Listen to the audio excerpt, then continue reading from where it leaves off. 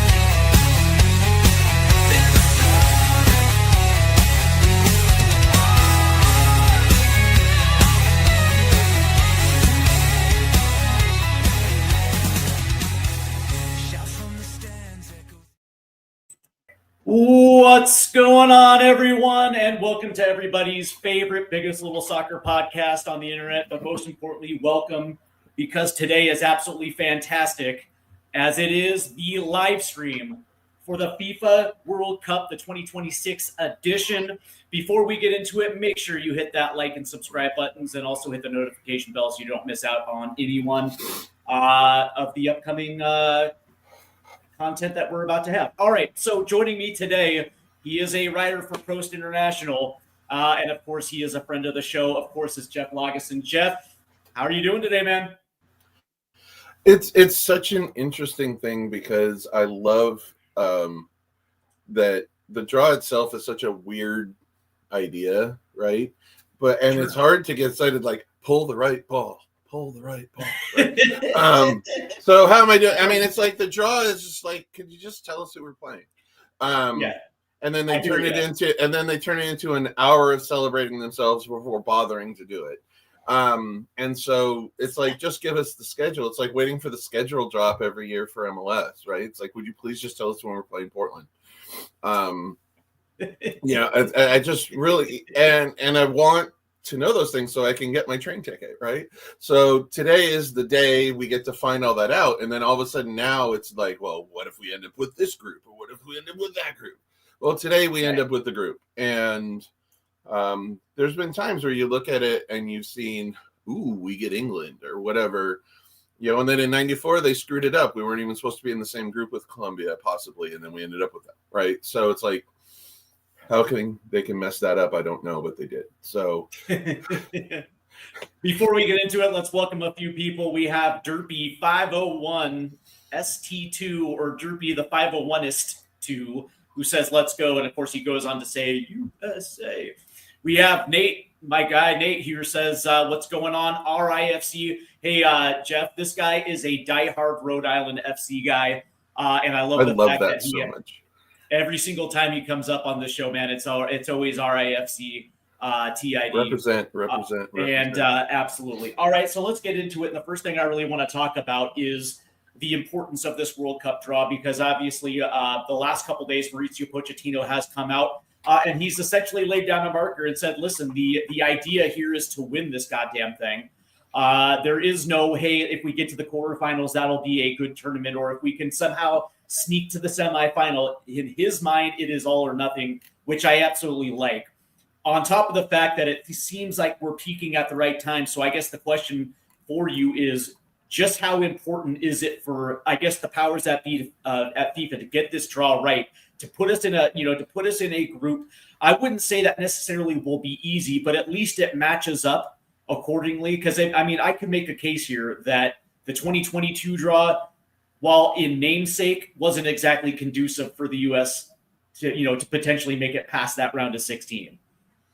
Well, I mean, and it's also such an interestingly diluted with so many teams pool, right? Like group play should be more manageable for the pot A teams than normal, because your pot 4 teams and even your pot 3 teams should be more manageable.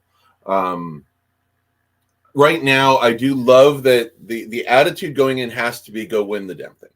I agree with that 100%. I agree. After the fact, you can reflect and see if a quarterfinal or whatever was in fact a good result. I mean, you can reflect on it in afterwards. But going in, if you're not going in with, it's sort of like when you watch the NCAA tournament in basketball and the 16 seed goes, "We want Duke," right?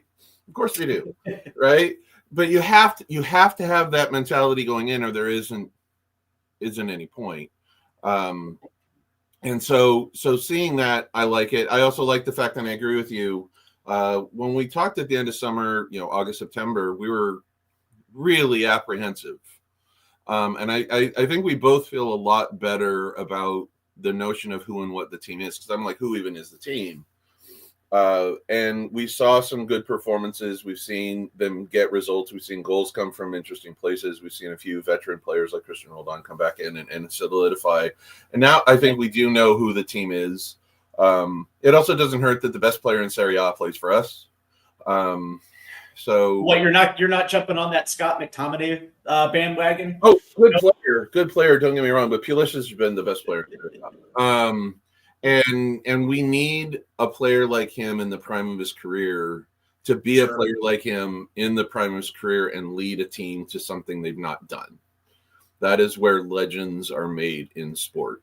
Can they take that next step? And they need those guys, the Pulisics, to be those guys that we hope that they are. We've seen glimpses of it now with Milan and everything. So I'm a lot more potentially positive going into the draw than I was just a few months ago, because I was like, who even is the group? And it's very clear that Pochettino has who in mind who his team is now. Well, before we move on, again, I want to say a quick thank to those that are tuning in. And of course, we're going to begin with pot 2 here, Jeff, and I'm going to pull this up on the screen. Mm-hmm. And of course, I do not go off the FIFA rankings, because me personally, I think they're corrupted.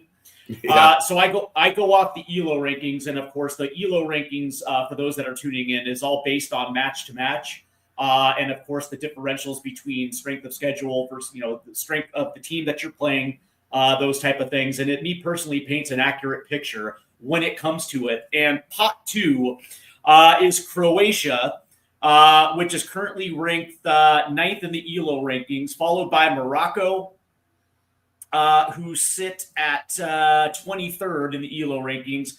Colombia, who is sitting at 5th, followed by Uruguay, who is at 14th. Then it's going to be Switzerland, who we saw a little bit earlier this year, and I believe Switzerland is 13th. Then it's Japan, who, of course, we got a nice little win in September, followed by Senegal, who is currently in 24th. Then it's Iran, who is a nice little plucky little team, and I believe they're sitting at number 33, one spot above us. Then it's South Korea, who's sitting at 28th. Then it's Ecuador, who are 9th.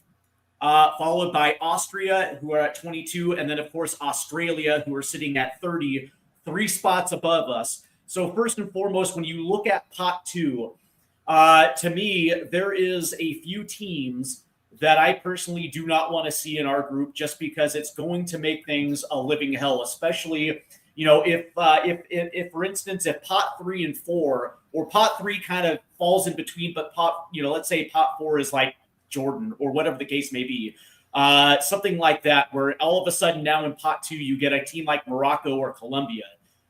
Unfortunately, I don't know how you feel about that, but to me that kind of throws the entire group stage out of whack. Yeah, especially if you end up with like a pot 3 Norway and are going to have to deal with Holland. Right. No, that's not not anything you want. I definitely think that the Croatias and Morocco's kind of the top tier of those ELOs are the teams that realistically do have a chance to be quarterfinalists and do some things. Morocco has been over time good and like very good. Croatia has been there lately. But and then you start looking, Colombia, Uruguay, there's some. That second pot is the trap. Right. The third pot we'll get to, but that second pot is a trap. I feel like having a Morocco that's trying to build towards being the next co-host, because they're part of that whole Spain, Portugal, Morocco, the next World Cup. They're building towards the future, and are right on the cusp of being really, really respected. But you start looking through. We've played Japan. We know what we would be getting.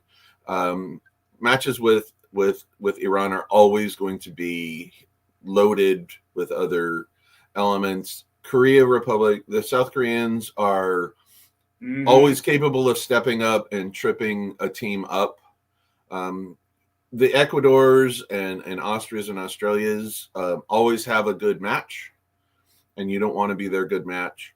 So you start looking through it, and it's like there's no great answer, but there's worse. Like I'd really rather have, Japan or Australia here.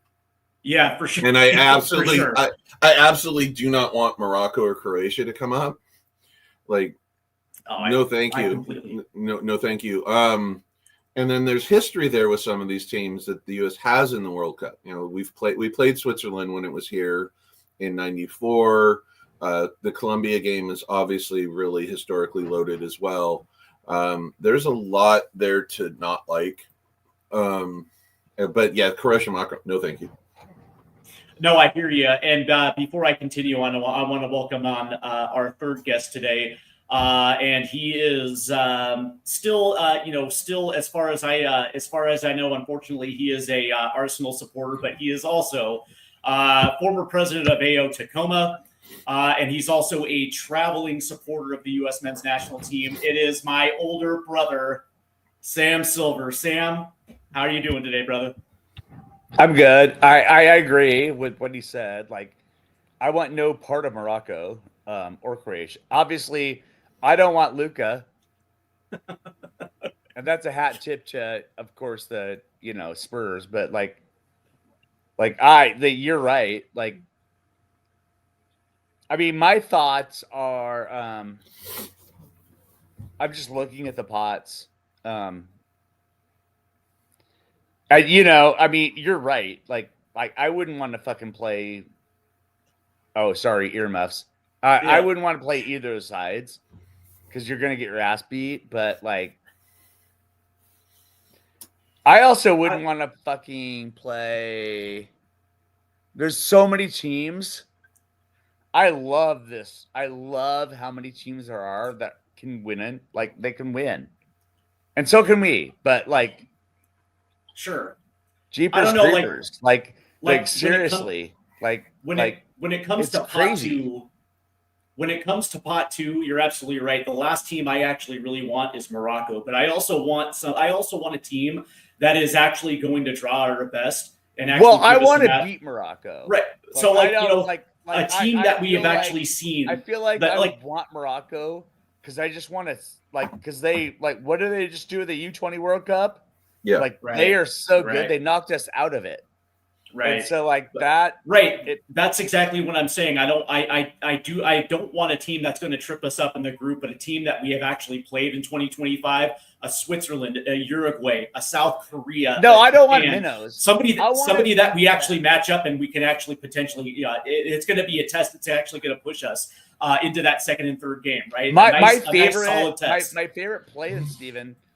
My favorite play-in is Jordan. I love that. You're a big. I love play-ins right now. Like New Caledonia, Jordan. I love all those play-ins. Because those are countries that love football.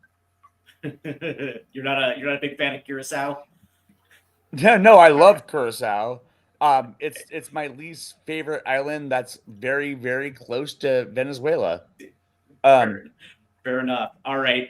Well, I mean, I get as you want to be a fighting champion, right? Like you want to have earned it and got your way through, because we know the moment we get the softest schedule, it will be, FIFA rigged it, right? So we have to get a decent schedule, if for no other reason than for just image. I mean, if we get the softest schedule, it will absolutely be considered rigged by most people. Right, but the last thing I want is a soft schedule. Right, that is the absolute last thing that I absolutely want. There has to be a team in pot 2, and again, me personally, I don't have a problem if it's South Korea or Japan or Switzerland or Uruguay, just considering we've seen them in 2025. We've beat, with the exception of South Korea, and Switzerland. We fared fairly well towards the latter half of 2025, and me personally, I think it would be a solid test.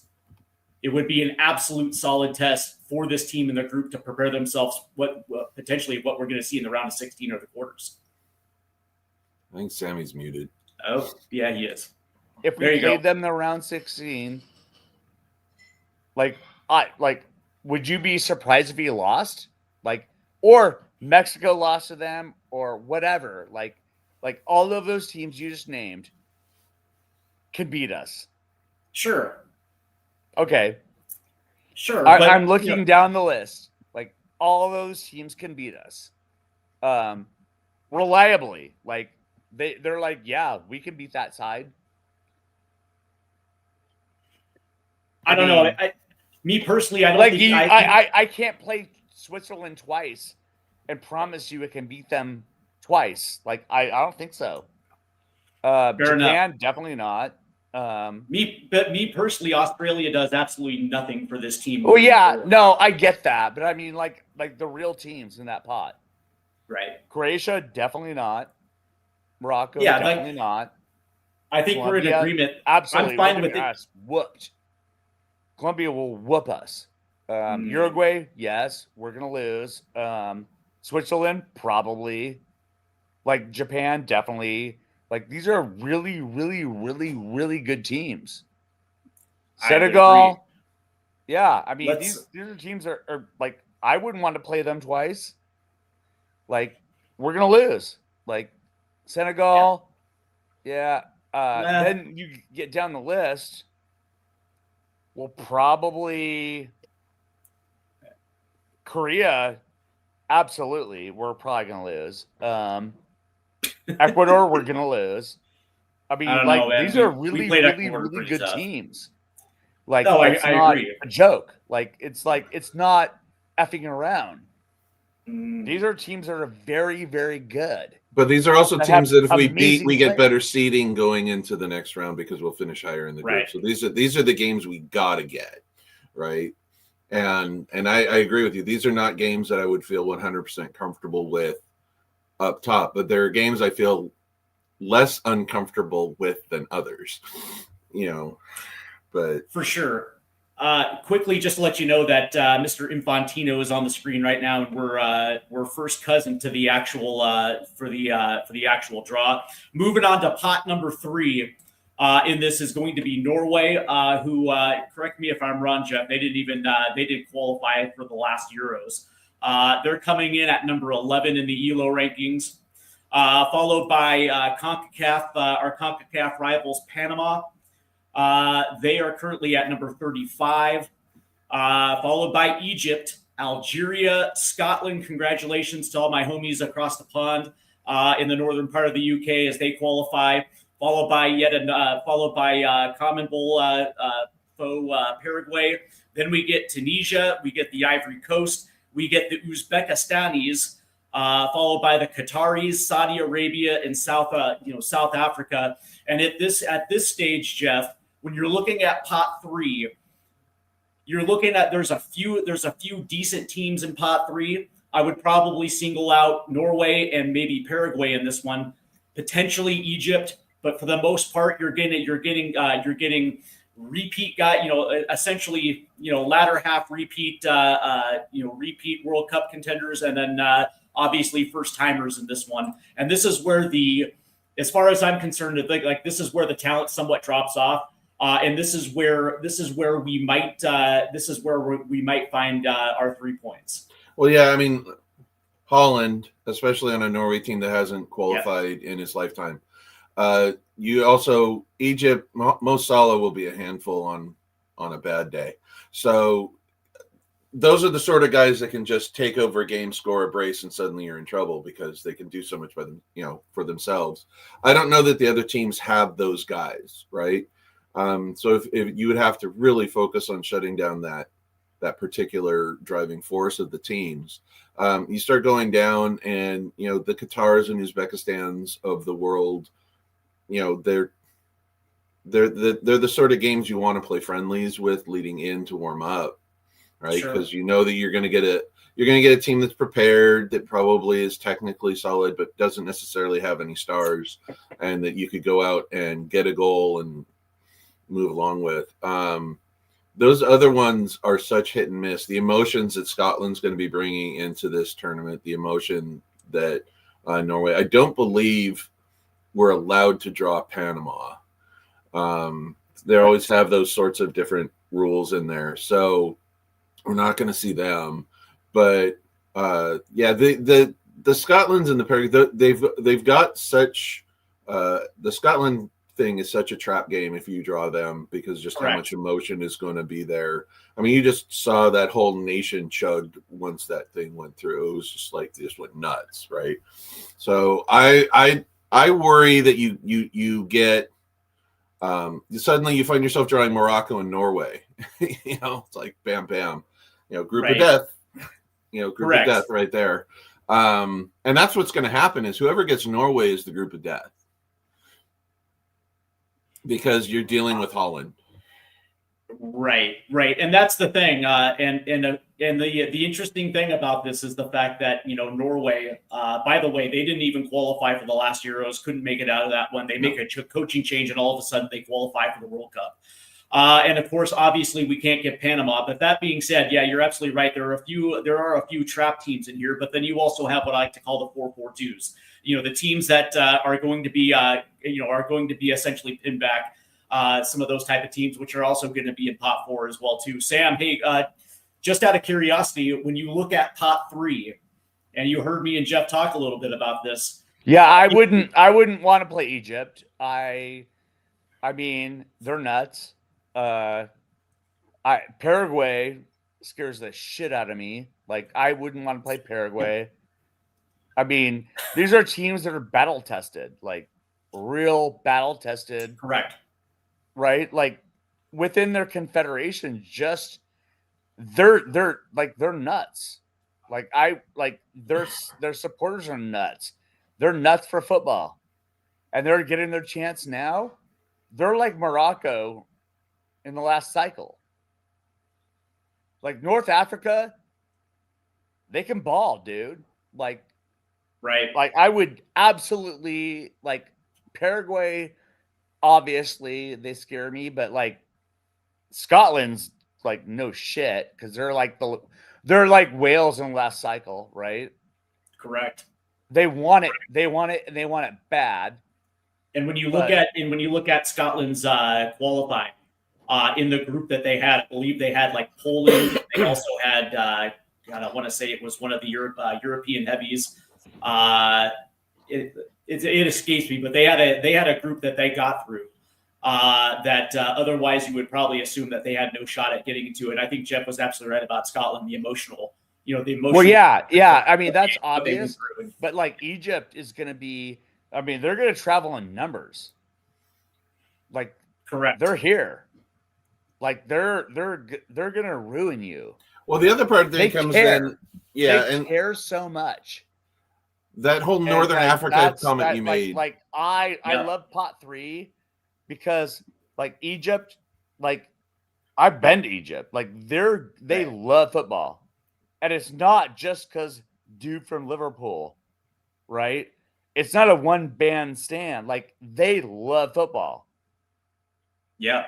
I would agree, right? And I would the agree with Carl Slim Blue here. From that region. The plans from that region, like Jordan can go.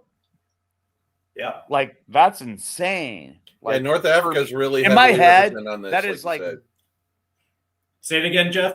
North Africa, like Sammy was saying, right? You've got Egypt, Algeria, Tunisia, just bam, bam, bam on top of Morocco. It's like the whole northern swath of Africa is covered there. Like that is just football central right there on the Mediterranean.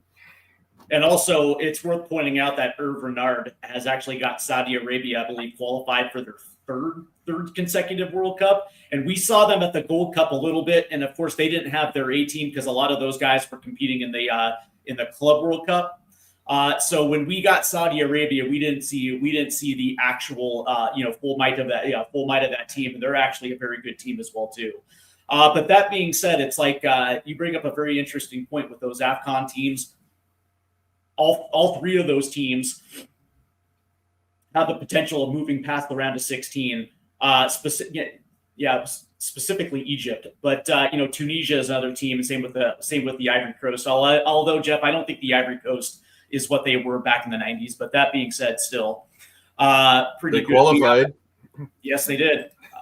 Quick comment here from Wayne Bonner, who says the Scottish fans are passionate and will always back their team. Plus, this is the first World Cup they qualified since 1998. It's going to be atmospheric and fun. Yeah, and I'm absolutely excited. Turning now to pot 4. Obviously, we mentioned Jordan. Also Cape Verde, who is making their first appearance in the World Cup, and congratulations to the Cape Verdeans, the Blue Sharks. Ghana is back in the World Cup. Curacao from the wonderful Confederation of CONCACAF. Same with Haiti, and of course the Kiwis. New Zealand make it into, and then of course the last couple spots are still being determined with the playoffs, which means we're talking Italy. I believe the Dutch. Actually, they're in Pot A. Sorry about that. Italy is going to be a part of that, and I want to say that who's the other CONCACAF team that's going to be participating in this playoff? I think there was second place. Oh, and Ireland's going to be in it. So from that standpoint, there's still a few teams that can still play their way into the field, but they're obviously going to be put in pot 4. But that being said, when you look at pot 4, Jeff, is there anything that stands out to you? Well, I mean, we can't draw Curacao or Haiti, so we start removing those things from it. Ghana, we have a little history with. I mean, do you want pot 4 Italy? Like all of a sudden, I know they've struggled, but that would still be such an interesting, mix to have it happen. New Zealand. New Zealand is kind of the one that stands out there, unless you can get one of those teams that's a little on the lower end of the ELO scale that's in a playoff that maybe just kind of has already shot their shot just to get through that playoff. That I just know that there's a couple of teams. I don't want Ghana. Right. I don't want Ghana either. It's hard really to talk about pot 4 considering we still have the playoffs and we still don't know who are going to play their way in. It wouldn't surprise me if Italy and Ireland potentially backdoor their way into it, considering the last window that Ireland had, beating 2 very good teams in order to push their way into it. But that being said, it's like I tend to agree with you.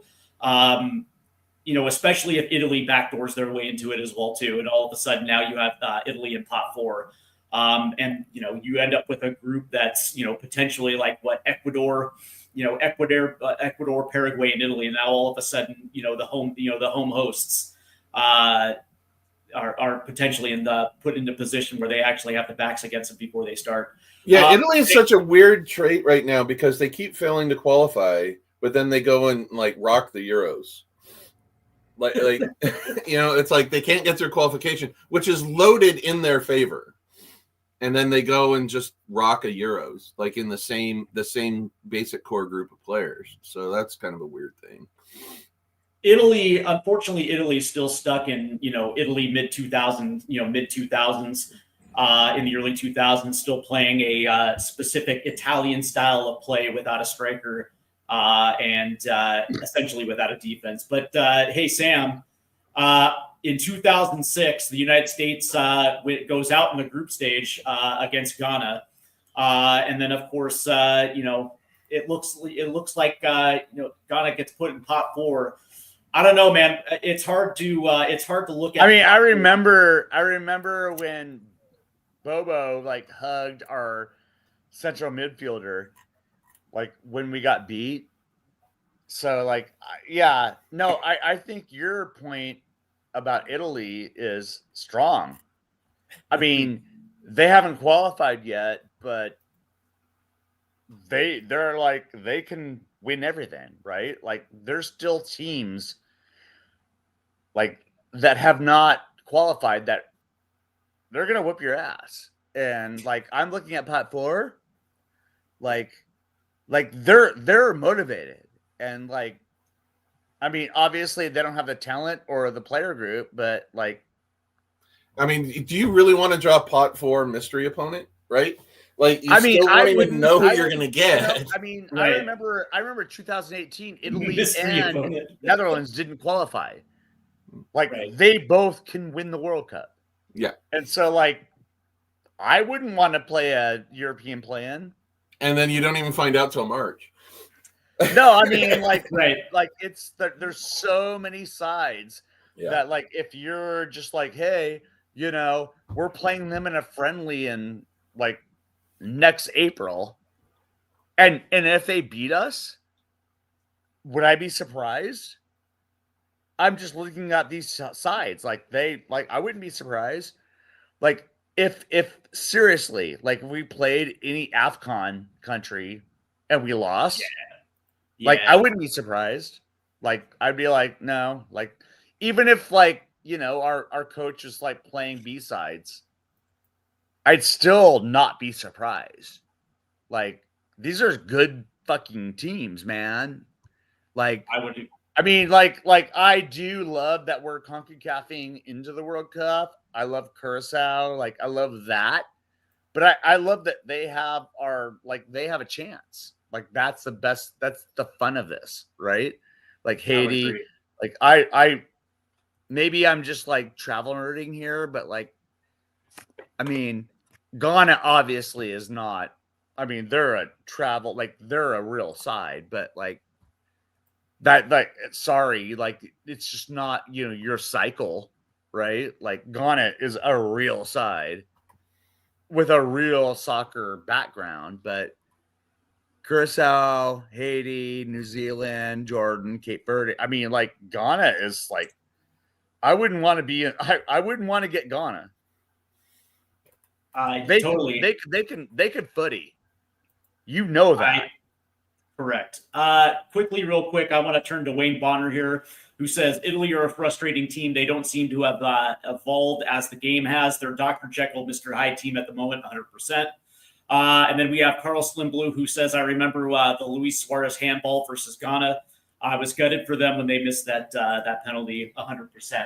Hey, so Jeff, when we're talking about these groups, it doesn't necessarily seem that the U.S. has actually been favored when it comes to their groups. In 1990, and a lot of people might give a pass with the U.S. men's national team, considering it was their first World Cup in 50 years, but they had a group of Italy, Czechoslovakia, and Austria, 3 teams at the time that were absolutely dynamite. In 1994, they got Romania, Switzerland, and Colombia. Again, 3 teams that, at the time, considering we're coming off our first World Cup, there still was a lot of trepidation when it came to this group. And we weren't even supposed to get Colombia. That was actually a mistake. Yeah. In 1998, we got Germany, Yugoslavia, and Iran. Not exactly 3-6-1 and 3-6-1. In 2002, we ended up with Portugal, South Korea, and Poland. Again, a very good draw. I would say a very good draw against us, considering that at that time, Poland and Germany were incredible teams, and South Korea was the host nation. And so, from that standpoint, the way that group ended up playing out obviously played pretty well towards us, but still, when the seeding came out, it wasn't exactly the greatest. In 2006, it was Italy, Czech Republic, and Ghana, which from that standpoint was probably one of the easier ones. In 2010, we ended up with England, Algeria, and Slovenia. And of course, in 2014, we ended up with Germany, Portugal, Ghana, which was considered the group of death. And then in 2022, we ended up with, I believe it was Wales, England, Wales, and I want to say Iran. And so from that standpoint, when we're kind of looking at the history, FIFA hasn't necessarily given us the grace of, a decent draw, let alone when we're actually playing pretty well. Yeah, I was actually at the matches in 90 and 94, sitting there in Florence watching that first match against the Czechs, and that match was 5-1, and it wasn't that close. And you start looking at some of these different things. The 94 thing as host, we didn't get any favors done to us, but we squeaked through. 98 was the Steve Sampson 3-6-1 experiment. 02 turned out great because O'Brien was healthy and McBride, and that team just clicked kind of just all of a sudden. There was just kind of they had a couple of game run there that was great. You start going through, the shocking tie against Italy in 06, getting out of the group again in 10 and 14. So, and getting out of the group in 22. So we do have a tendency to be decent in group play. I mean, if you look at this, the majority of the time we do grind our way out of it. So there's historical optimism there. But I just don't want to sit there and look up and see it be Morocco, Norway, and Ghana today. My biggest issue is the fact that in some way I'm worried about whether FIFA is going to penalize us for the last year and a half. Coming out of the 2002 World Cup, I thought there was some decent momentum considering we missed it altogether in '98. And looking at that 2022 draw, outside of England, it seemed pretty manageable. But that being said, we were looking at a team that didn't necessarily really have the greatest depth.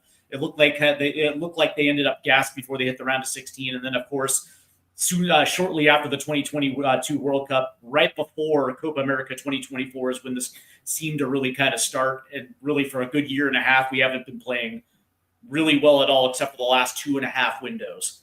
And a big part of me in the back of my mind is wondering whether or not we're going to get screwed for this World Cup draw as a host nation, solely off the last year and a half. I know it sounds rather Pollyannish, but that being said, a big part of me can't help but think that we're about to get screwed in a major way. Yeah, because in pot 2, I mean, you go down pot 2, we can draw anybody because none of them are a federation. Right. So we don't have any restrictions there. Pot 3. All right. We can't get Panama. And I think that if we draw like Morocco, if you draw like one, I don't want that. Team, yeah. But I mean, if you draw like one CONMEBOL team, you can't draw another one. Like they have those sorts of weird things. So it's not like you're going to suddenly get Colombia, Paraguay, And I think the reason the 48 teams for me, you're going to get hurt. Yeah. And so you're gonna get somebody that's gonna hurt you. I don't we can't get Panama, but to your point, they could hurt us because we get beat by them all the time. Yes. And so it's not like this is a situation where all of there are no minnows. They will beat you. They can beat you. And so you have to be careful. And they're that's what I love about this 48 team.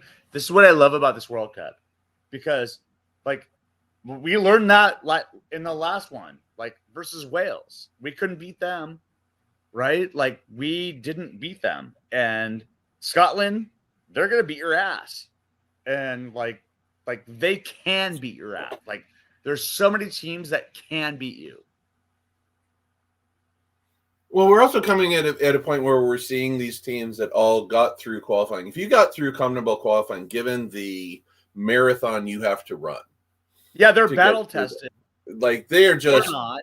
It's the thing I miss the most about the hexagonal was it wasn't necessarily that CONCACAF was deep. It's that you had to go get battle tested by playing games in Guatemala, Costa Rica, and Honduras, and grind out those experiences, and it helped the team play at elevation.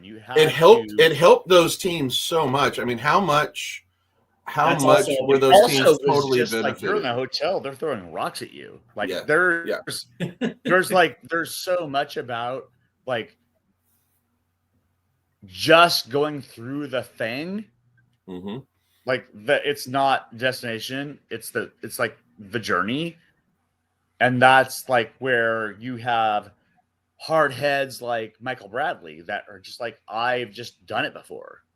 And I think that speaks to like calling in Roldan. He's I won was gonna say everything. He knows what it's who's like, our Brad right? who's our Bradley? I think it's Roldan.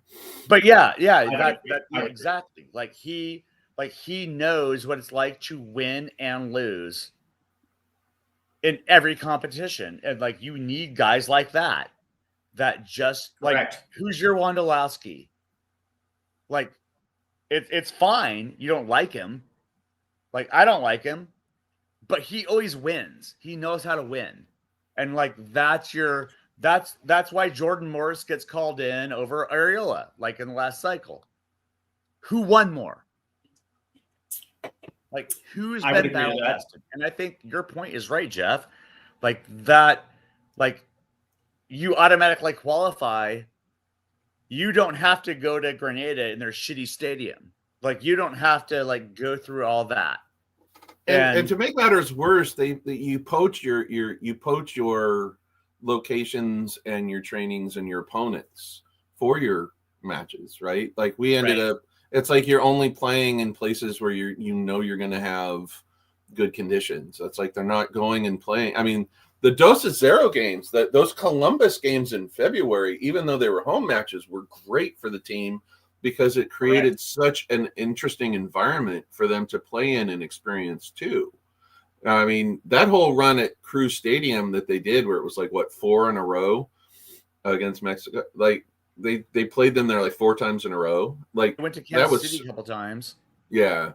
You know, that is the other thing that I worry about too, is the lack of qualification, not just with the United States, but also Canada and Mexico, the 3 hosts of this World Cup, right? It would seem to me that, you know, the issue of battle test, I think Jeff just hit it right on the head, is the fact that we picked our opponent, we picked our conditions, and we were never put in a position where we had to be tested. Like, I don't give a shit what anybody says about the South Korea-Japan window, right? South Korea wasn't playing their A, Japan wasn't playing their A. Like, we didn't get into it until we got, and yeah, for sure. And we actually got blasted 2-0 versus South Korea with their secondary squad.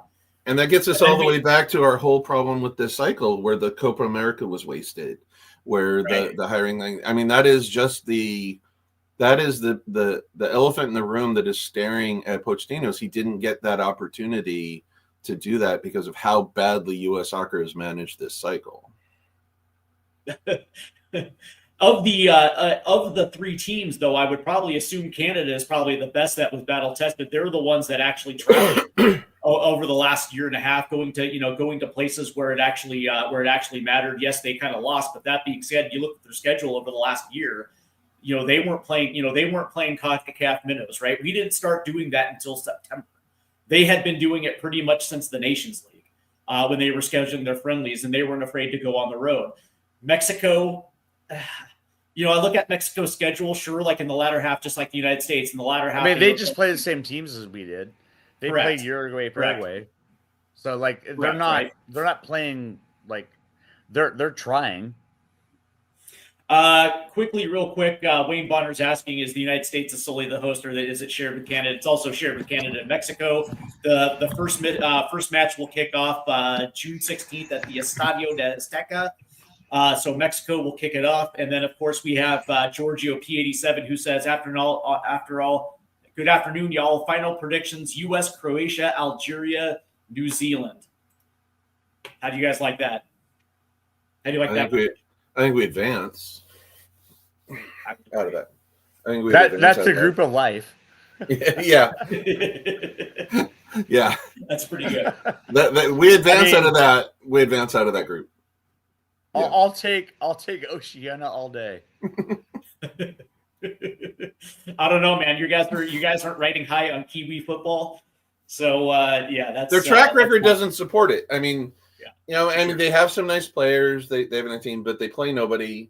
I mean, they travel can't forever. because the body of water is so big. Yeah, it's like everything is against them. That's why they're good at rugby. And when I think of New Zealand as a soccer team, they're really good at rugby. Is my I answer. don't want to play prisoners either. Like, Yeah. it's fine. Yeah, victory didn't go well for that. I mean, team to play I prisoners. swear on my you can lose to them, and we have proven it. So, like, True. Well, like I mean, five bad minutes against still any afraid. team and you lose, right? Like yeah, 5 bad I minutes. mean, you throw the ball down, you kick it around, and like I know we can find a way to lose. So, and I bet you Panama can think that, and they know, like Mexico knows, like you can lose. It's gonna be okay. It's a possibility. You can lose. But Like, getting in the back to World that Cup, question, like they want it more than you. getting back to the question though about the Canada and Mexico also co-hosting, if you're drawing Canada, you're going to get an interesting travel situation because when you get out of the group, then you have to leave Canada. But you get those Canadian crowds are going to be just party central. Well, they're going to be so Mexican nice. Yeah, it's going to be such a great experience for teams. Mexico is just such a passionate.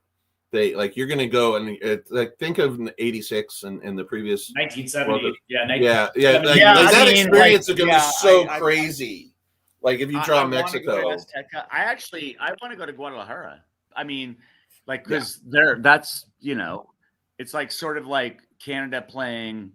It's like us playing away from Columbus. Like they always play Azteca, so Guadalajara. Like for me, that's so interesting. But I mean, yeah, I don't. I would not bet against Mexico,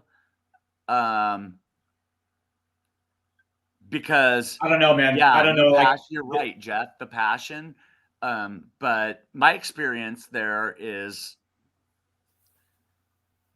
I agree. Like, I think anybody in that group playing in Mexico against Mexico, it's a trap match. Mm. Yeah, if you ever had a chance to experience a host nation game at a World Cup, it is such a different vibe, right? It 94 when we had Colombia at the Rose Bowl, it was such a different vibe.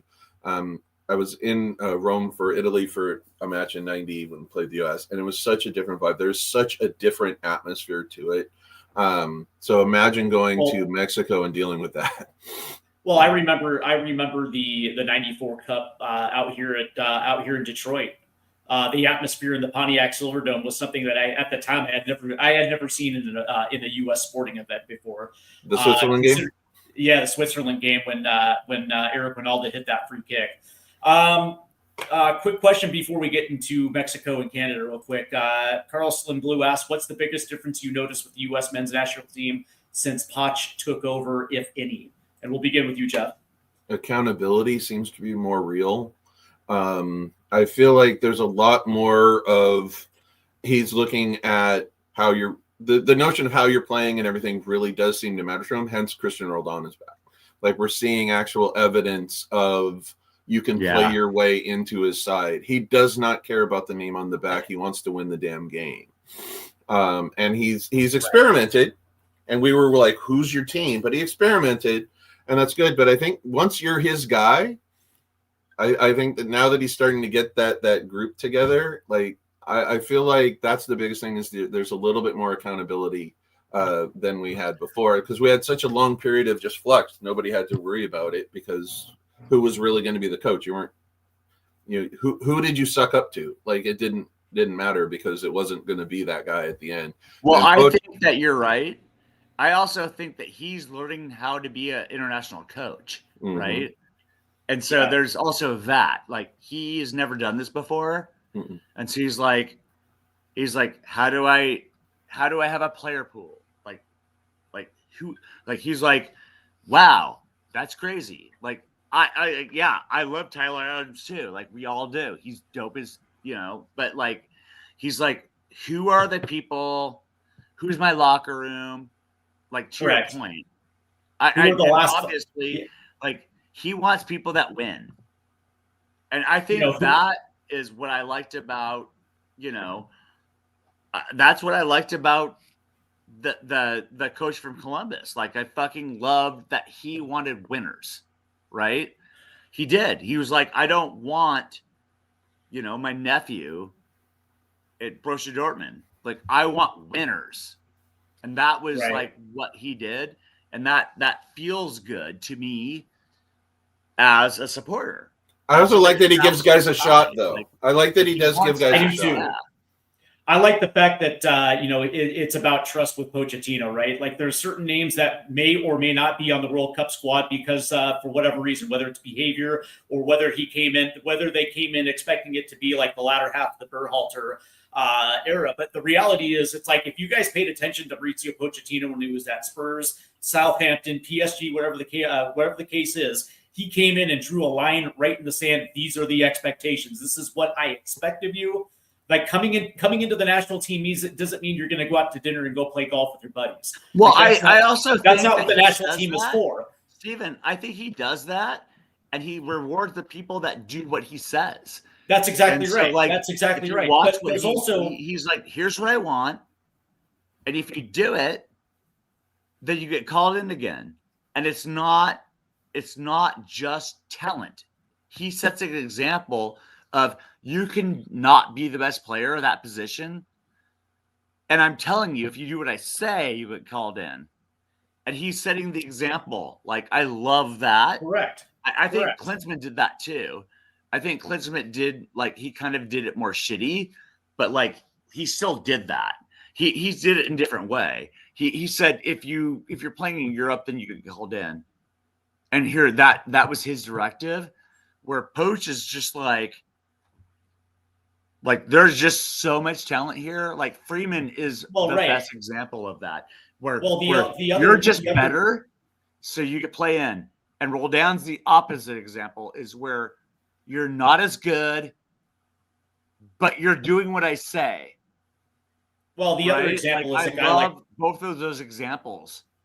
The other example is the Sebastian Berhalter, potentially Jack McGlynn, Paxton Aronson. You're talking about the free kick takers? Well, no, here's the thing. Paxton Aronson came off his career year in the Eredivisie last year, and it didn't matter where he played, right? Because he brings in guys like Jack McGlynn or Sebastian Berhalter over him, to the point where Paxton has to make a move back to the MLS just to kind of get back into that. Which I love.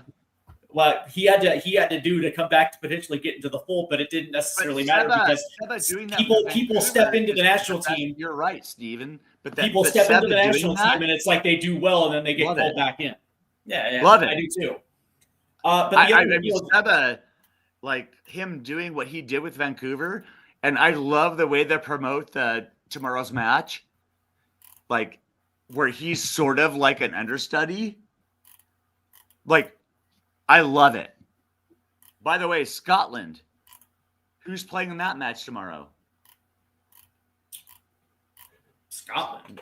Ryan Gauld. Like he's Vancouver's best player. Like he's and like that's what I love about this match. Like I just love, like, Ryan Gauld gets to play. We'll get to the MLS Cup. Yeah, we'll get to the MLS Cup final in just a second, but I will say, as continuing this conversation along real quick, it's the difference. I want to ask you this question, Jeff, and I'll ask the same to you, Sam. Is this U.S. men's national team better under Pochettino than it was under Berhalter? And I'll begin with you, Jeff. Oh man, I think that the potential is really good there. Berhalter in that first cycle got a team out of the group that looked really good and had all of the potential in the world, came out of Qatar and had us feeling really good. So Berhalter got us going in a direction that we felt good coming out of the last World Cup. So until Pochettino does that, no. If Pochettino meets that, the potential for it is to go pretty far with the group we have. If he applies that and we see some of the performances like we saw this fall, then maybe. But right now, that Qatar U.S. team was pretty good and fun to watch, and I felt good coming out of that tournament. And I'm still a little doubtful, so I'm not there yet. Samuel. I mean, I like Greg, and so I'm not like I do like what we're doing. I feel good about it. I mean, I'm very like I don't care what the design is. Just give me the wins, give me the goals. So like I'm very much results, but like yeah, it's fine. Like I don't I can't complain. I don't know, Hey, man. dude, my battery's gonna die here. All right, no worries, man. No, it's fine. Like I'm trying to like oh there it goes. I honestly like I can't complain, but like his tactics are fine. I like what I liked about Greg is what I like about Pooch. Like he gets in their heads, right? Like you can see they're motivated, right? That's what I like. And so like we're starting to get some stuff in their coming heads. through here. You can see that he's in Berhalter's head. You can see that he's, in number 10's head. You know what I'm saying? Like you can see it in their face. Like when they play, when they're on the ball, and you can see when they're motivated, and you can see who is and who isn't. And that matters to me. Like I just watch him play, and I'm like, yeah, I can see that this guy gives a shit. And so like that's what I like to see. And I think that comes second to tactics. Like you can like be, oh, I love this guy fucked up and didn't do like he didn't sub this guy at this right minute. But do these guys want to play for him? Right. Like and I think that and it looks like and it looks like they actually have started to come around. And it looks like we're about ready to it looks like the draw is about ready to happen. It looks like we are very, very close to the draw right here. And it looks like Mr. Infantino is swirling the balls here in the pot. So looks like we're getting really close real quick. Wayne Bonner, who says that Poch is a great manager. He just needs patience for him to settle on who he can trust and on his starting 11. Poch will do better than expected at the World Cup. I tend to agree with that. I hope so too. I think that we now I feel like it's his team now. Yeah, I didn't feel that before. It is now Poch's team. He's got control of it. He knows who the thing is. So yeah, I hope he can. Like I said, but Berhalter got a good result out of the last World Cup. So right now, I just give him the edge. But yeah, Poch, he has every chance now of doing something special. So all right. So here we go. Pot 1 and the ball. It looks like the ball's out here. And it looks like Canada. Well, in Group D, it looks like Canada is going to be like what? Number 1 in Group D. We're Group D, I think. Or are they Group? A and B goes Mexico, Canada, and we're D. Okay, so all right. Yeah, so Canada's top of Group B. Yep. There it is right there. And now we got the lady here, and she's pulling out Mexico. Yep. Mexico's Group A. Yep. Mexico will head Group A. And we should head Group D. Yep. And it is our leader, Mr. Donald J. Trump.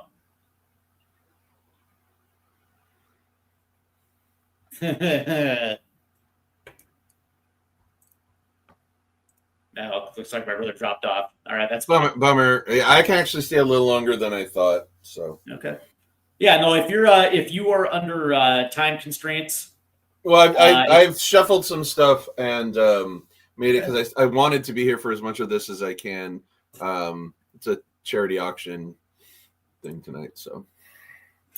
All right, and it looks like the U.S. men's national team will hold up Group D. So yep. A, B, and D to the host nations. Mm-hmm. And it's going to be interesting to see exactly how this Group D shakes out. And it looks like we have Wayne Bonner who says, where do you feel the U.S. will finish in the World Cup? Who knows? Who really knows? I'm thinking if they can get to a quarterfinal and actually take that quarterfinal down to the 90th minute and stay competitive and potentially push it into extra time. Yeah, I think I would be okay with that. A quarterfinal. Yeah, I mean, again, you go for it, and then you reflect backwards to see what it was, right? This year's Sounders team, we've talked about all year, right? At the beginning of the year, we were like, you got to try and at least win one trophy, be competitive and everything. They did all that. They played 50 matches. They were competitive. They beat an Inter Miami team. You look back, okay, it was disappointing. They lost on penalties, but they won a trophy, did something historic. So it's like you kind of want that same thing. You go for it, and you can reflect back afterwards. But if you set a lower expectation, that's all you're going to get. My concern is depth. That's my first concern with this U.S. team is going to be the depth, right? Because there's going to have to be some sort of rotation. A little bit, but I also think that if you're going to win, you've got to have a core group that just grinds and perhaps to quote Poach's colleague, suffers together a little bit. And those are the teams that really become a team and grind. It's like a playoff run. You know, you got 6-7 games to play in a month, and you've got to just be a group and grind out there.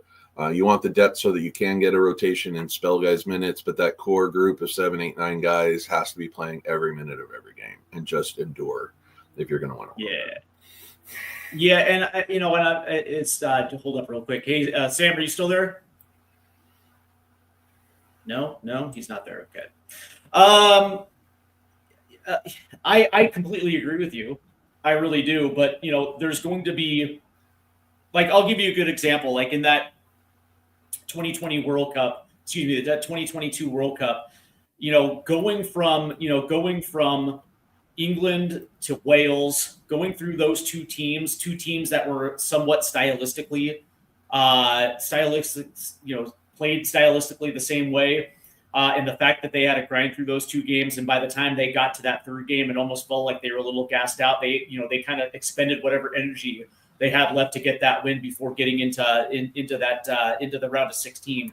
And by the time 16 came along, it just felt like they couldn't put their foot on the gas. I know they tried, but it just felt like they ran out of gas in that second half. And a big part of that is, understanding when there's going to be an opportunity to rotate, if there's going to be a game where you potentially could rotate, depending on the points that you have at that time, to make sure that the key players are going to be, at least, running on full bars once they get to the knockout rounds. That assumes the luxury of winning early. You got to get points early. I mean, if you're sitting on 4 points after 2 matches, your chances are good. All right. If you're sitting on 2 points or only 3 points, even, you've got to play your guy. So it's like you've got to. Yeah. All right. So we're starting to get all of the groups filled in here, I believe. So yeah, because it looks like the draw is back from that lovely commercial break, and it looks like the big four is at the desk there. The Stuart Holdens and the Alexi Laws of the world as they talk. I don't know what they're talking about. I mean, they've only announced 3 teams for the draw, so it is what it is. And those were not surprises; those were already known. So right, like we already. Yeah, well, we already knew, but we already knew that they were going to A, B, and D. Like that, even itself wasn't even a shock, because we already knew that the U.S. is going to be playing in certain places that are assigned to Group D. So, correct. That part was just ceremony, and so let's see what happens with the real part of this, or how long they can drag it out for no apparent reason other than more commercials. Looks like Wayne Bonner has another question here. He says, do you have another manager lined up after the World Cup? Is there an option for Poch to stay on? I think, number one, Poch isn't going to stick around after 2006. There's just no way. He was signed up for 18 months. to get through this 2026 World Cup, and I would assume, depending on his finish, if he gets grouped, I would probably assume that's not going to be great for his career. But that being said, he gets out of the group and gets in any realm of territory of the quarterfinals, he's going to probably end up back in the Premier League. He will be coaching in the Premier League in August. I think I would agree. It's a question of which job he takes. Does he go back to a place he's been before, or does Sloat get retired? Get removed at Liverpool, something like that. And I don't think he ends up at Liverpool.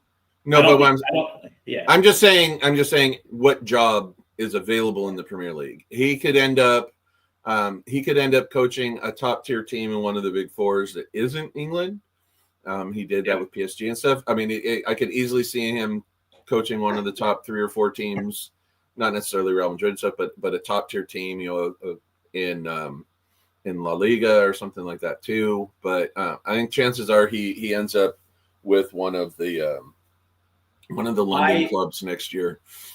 Yeah, my guess is that come January or come mid-December, if things have not progressed under Thomas Frank, I can envision a scenario where there is a caretaker boss at Spurs to get them through the rest of the campaign, and then Mauricio Pochettino goes back to Tottenham Hotspur.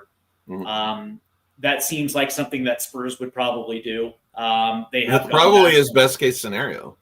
Yeah, that's probably his best case scenario. As far as the U.S. men's national team, I would assume that they turn back to a U.S. coach, a U.S.-based coach that has in-depth knowledge of not only Major League Soccer but also the national team. And I would probably assume that if it were me, I probably hire the guy that's won every single trophy there is to win in the United States. I don't think it's out of the question that a conversation between U.S. Soccer and Brian happens. Yeah. That conversation happens. That conversation happens. If it's the right conversation, that's the only job he'd ever leave for. And so, but I do think an MLS coach will move into the national team. Yeah. By the way, why is Lauren Hill performing? I thought the draw was underway. Oh no, they do everything they can to stretch this out as long as they can. Yeah. Carl Slim Blue says Man United wanted Poch. I reckon he might replace Amorim, not if Amorim actually gets that team moving in the right direction. Amorim probably keeps his job. Yeah, but that's Manchester United and they're dysfunctional. So good coaches go there and die. Yeah, but that's the thing. It's like if you're Pochettino, why go to Manchester United? What's funny is I say this all the time about Spurs because of their dysfunction. You know what I mean? And their instability. I would probably assume that Manchester United is worse than that. Oh, that Manchester United is a decade or longer mess now. Like it's no longer they had a glitch. That is their system. They are systemically broken right now, but they're so big and so financially powerful, and people still want to play there, so they get good players.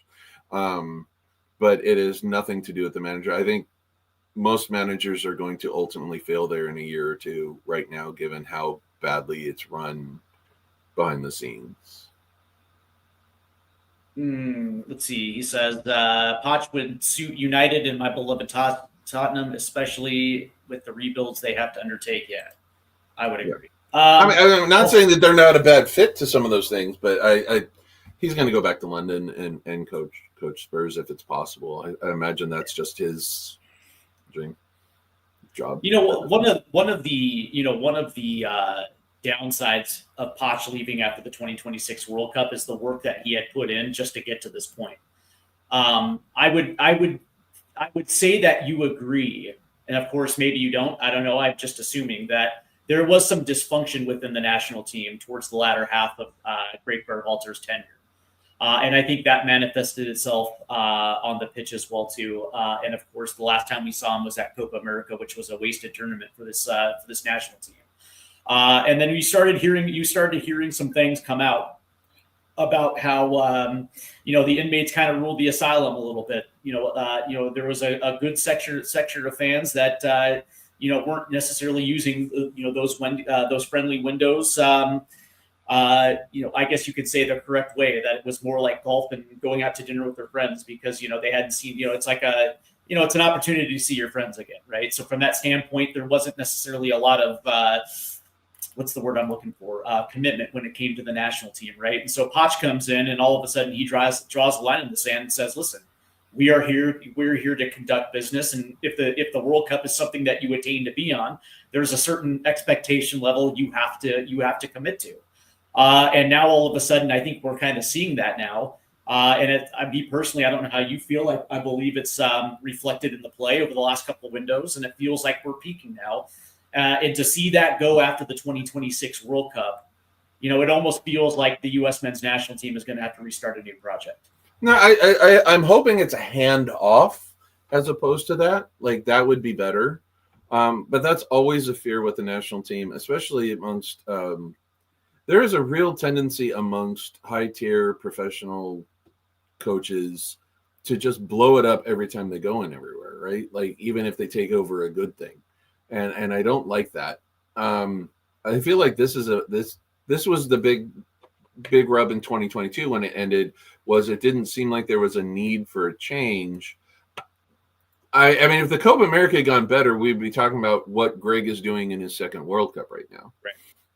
Like, they would not have gotten rid of him if we would have had a decent Copa America. Like that, Yeah. That would just never have happened. We'd be talking about, is Berhalter going to bring the same core group? And this feels different because of that. But I do think an MLS coach, again, will be the coach of the national team, because that will be who will come in and want to take a 4-year commitment. 4-year commitment. It's a 4-year commitment to get to, is the final in Barcelona or Madrid, wherever it is, in Spain, is the next one. And so, but yeah, I mean, let's take a minute, because you brought up Brian. Let's take a minute. Schmetzer is 63, 64 years old. Yep. A 3-4 year window probably is his coaching window at this point. Coaching window. He's won everything at Seattle. And when we say everything in Seattle, he's literally won everything in Seattle. He's won literally everything. US Open Cups, MLS Cups, CONCACAF Champions League, Leagues Cup. He's won it all. And lower division cups. I mean, he's been the coach or assistant head coach for 20. Right, he's won the USL. He's 24, 25 years of sitting on that bench. He's won everything. He's partnered with it. The only challenge left to him is, can he take that next step? And it's never really been. And people have started hinting. I don't think they hire him because it's not the sexy hire I think U.S. Soccer wants, but they would not do better than to hire him. Yeah, let me ask hiring anybody else. Like, they're not going to do better. Like, he's going to bring in. I like his locker rooms. I like the way he brings up players. I like the way that he everything, the way he runs the Sounders, and the way he has his assistants, working with different groups. Like, Sounders training is run, but like, he runs it in a way that is very managerial and not just straight. I like that a lot. Players like playing for him. Right, he's got the universal respect. And it's not because he lets them get away with stuff. It's because, I mean, if you don't care about Rave Green, they just goodbye. If you don't care about Red, White, and Blue, you won't be playing for us. Like, I could really see that. But he grew up. He came of age as a young professional player himself, playing for Ron Newman and Alan Hinton. Right, he played for Hinton in those early Sounders days, and he spent those years in San Diego playing for those lights out MISL soccer's team, playing for Ron Newman. He played for hard-nosed British coaches as a player, and it's manifested in how he is as a coach. I feel like he would be successful in that role. The grumbling would be loud, but I also think that it would be a good hire. I would miss him here, but I would love to see him do that job, because I think he would be good at it. I would agree. I want to welcome in Star Wars Satan, and of course, I like the Star Wars Satan. He's a guy that is a good listener to the show here. You mentioned that a guy like Schmetzer wouldn't be a sexy hire, but I would probably argue that when we hired Bruce Arena after the shortcoming of the 98 World Cup, I'm trying to think of back in the day, because I don't think we were ever in a position where we could hire overseas. But as far as sexy hires, I would probably assume that maybe he wasn't the sexiest name at the time. Same thing with Bob Bradley at the time as well too. But I will say that I don't like, me personally, I thought Klinsmann, when we hired Klinsmann, that kind of was a great hire at the time. It was kind of a sexy hire. Same thing with Pochettino. It was, you're going for the pizzazz. But that being said, it's like, I don't know, like the one thing I don't want to see this team do is overcorrect too far and put themselves in a position where, again, people have their feelings about Berhalter, but put themselves in a position where we kind of go back down that road. Playing, with a coach that, the coach that's trying to do too much and get us away from what U.S. soccer actually really is. But that being said, it's like I would like to see somebody like Schmetzer for the national team, for everything that you just said. But for the fact is, I like a guy that treats pros like professionals. That's one of the things that Schmetzer does well, and it's one of the things that that's the reputation.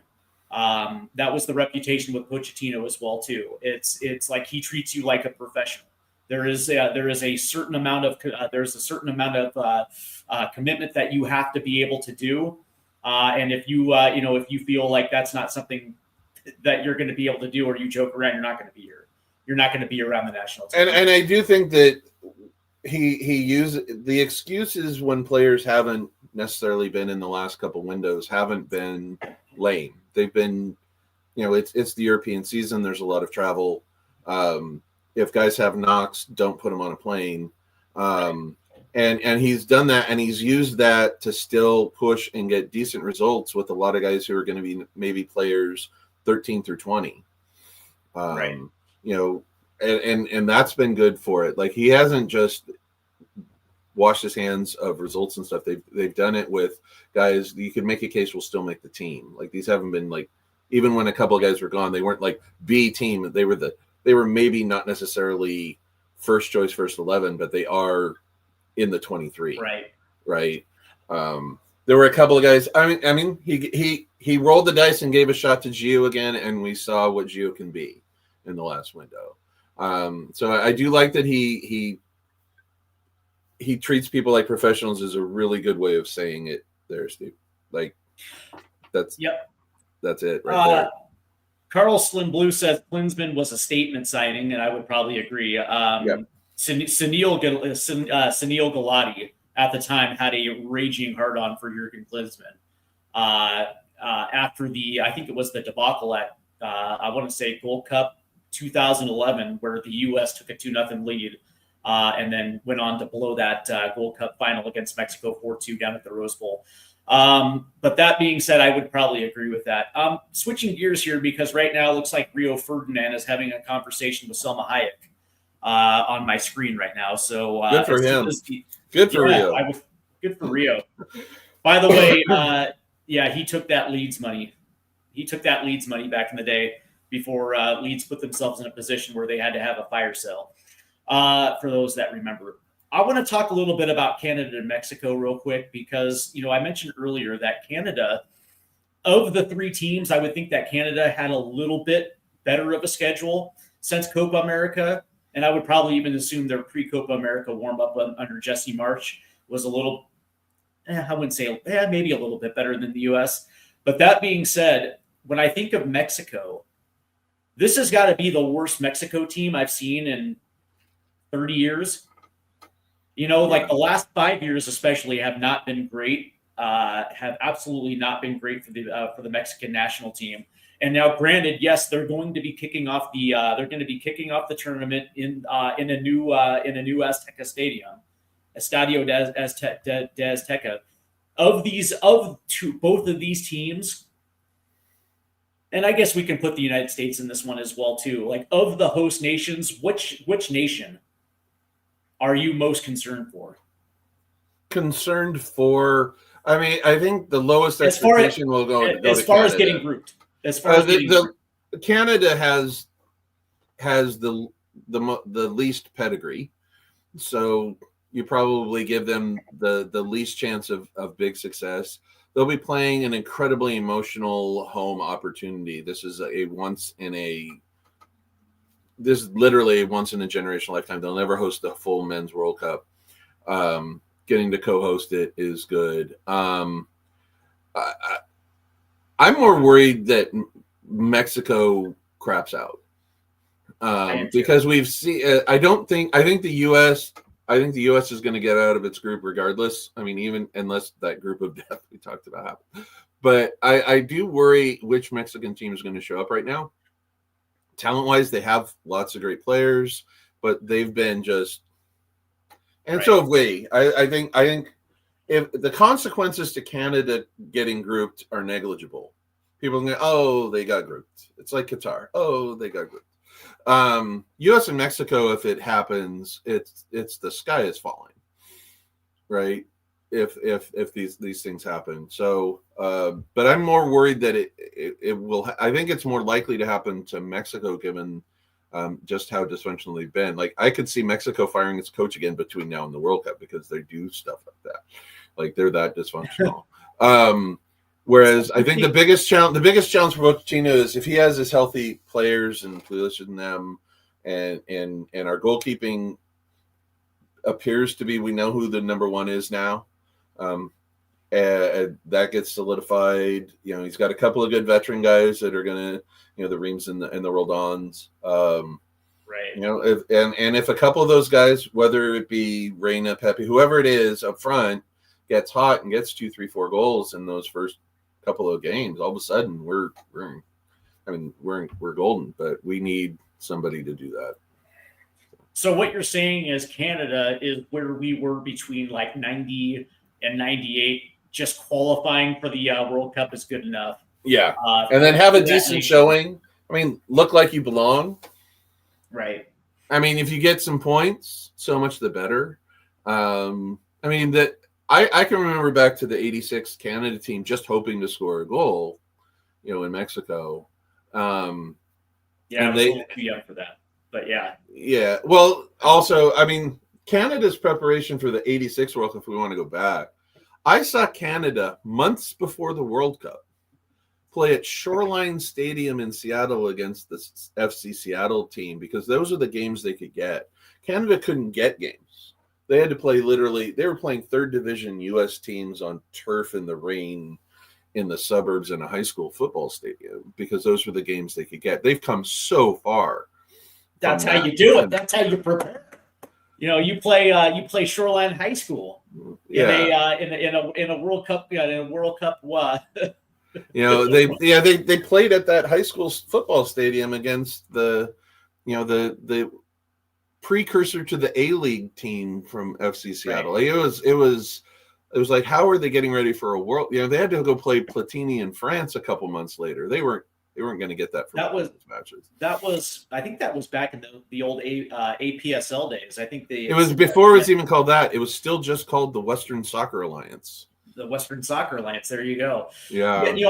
My concern for Mexico is that they're not producing the same players that they used to. Like, Amador, Felix, Garcia Aspe.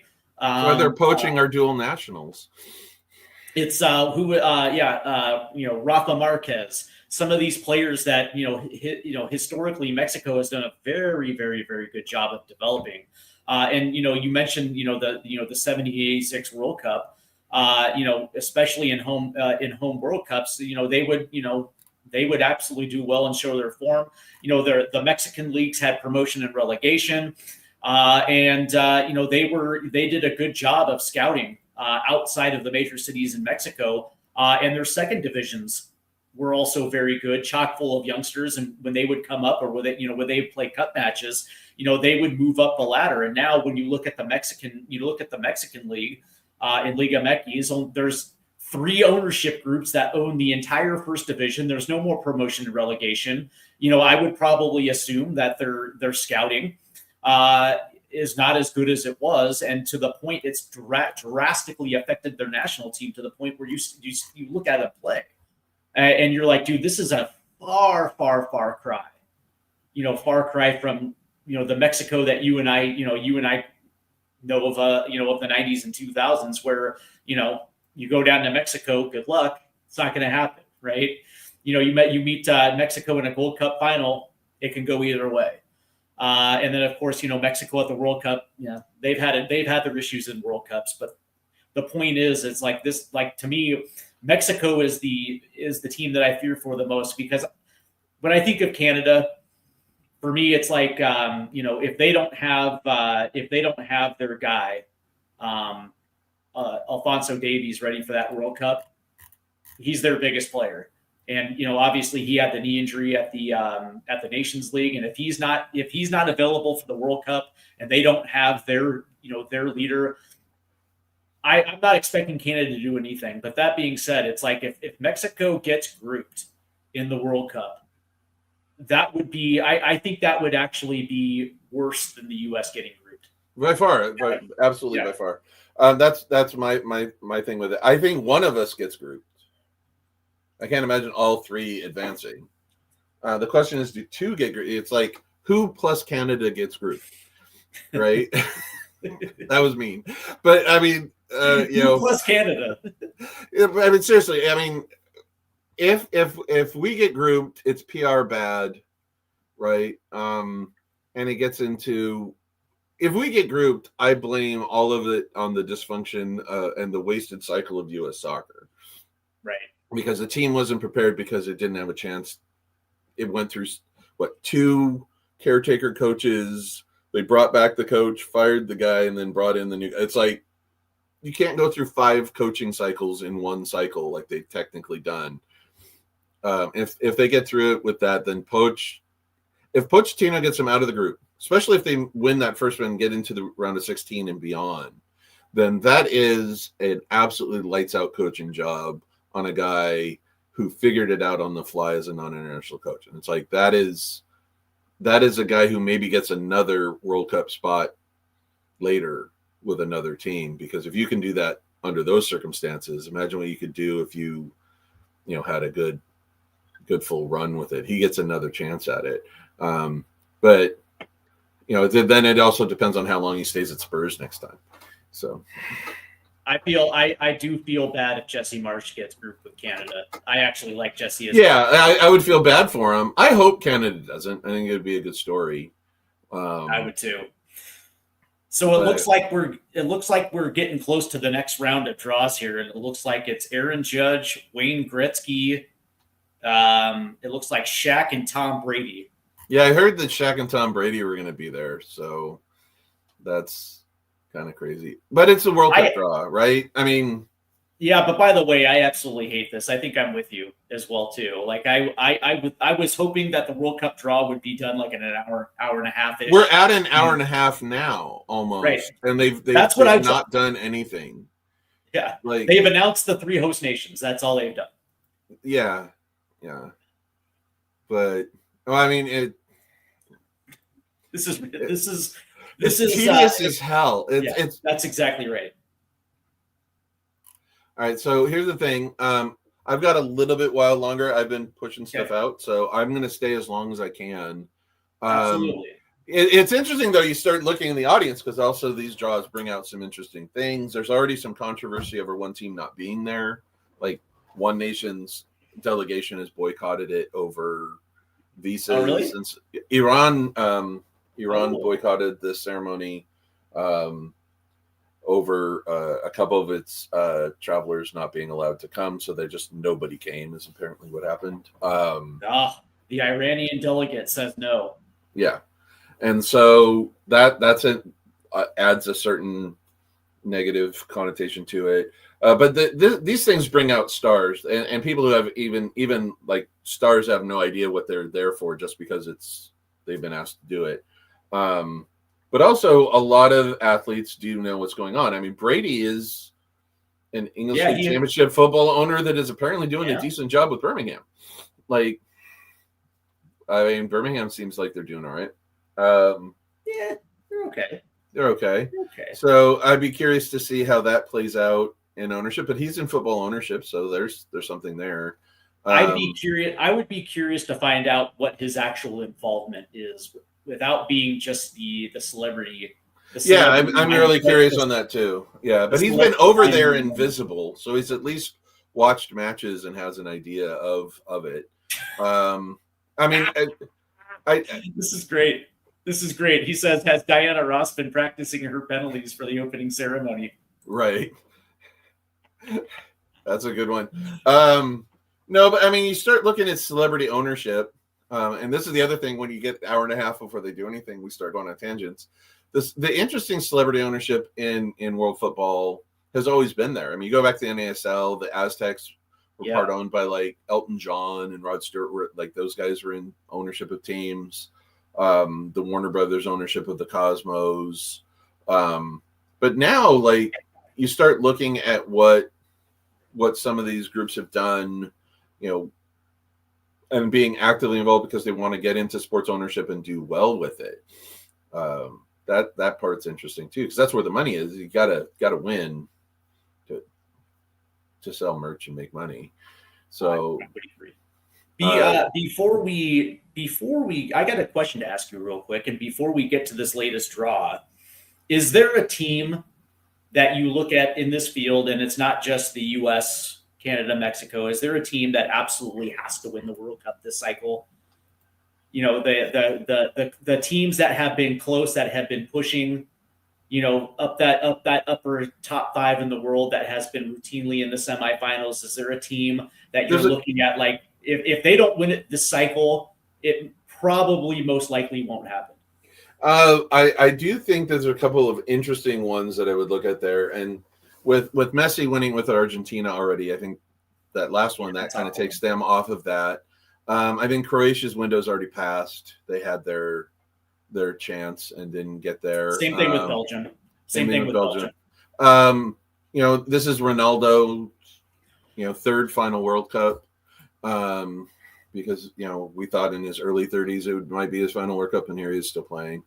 But I don't think this Portugal team can win it. We have to see Brazil bounce back and become Brazil again in this World Cup. I think Brazilian football desperately needs a good World Cup. But as far as like team that has a window of opportunity that's closing, England.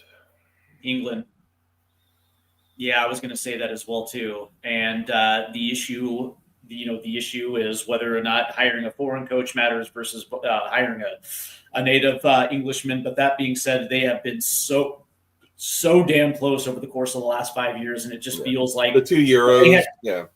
Because they've had, how many golden generations has England had? All right, so in '90 you had the golden generation of guys in Waddle and those guys, and they got to the semis, right? Then they failed to even qualify for the US in '94. That golden generation just went away. Right. Then they came back, and you had Michael Owen and Steve, those guys start coming, Beckham and all them. That whole Manchester United golden generation and Liverpool golden generation of Gerrard and Owen, that didn't happen. Now you've got kind of the Harry Kane. Yep. Bukayo Saka. They've got to bring something home, because they have the additional pressure of their women's team success right now. On the British media, the English women winning Euros was such a big spotlight turn on the men. Like, well, what are you going to do?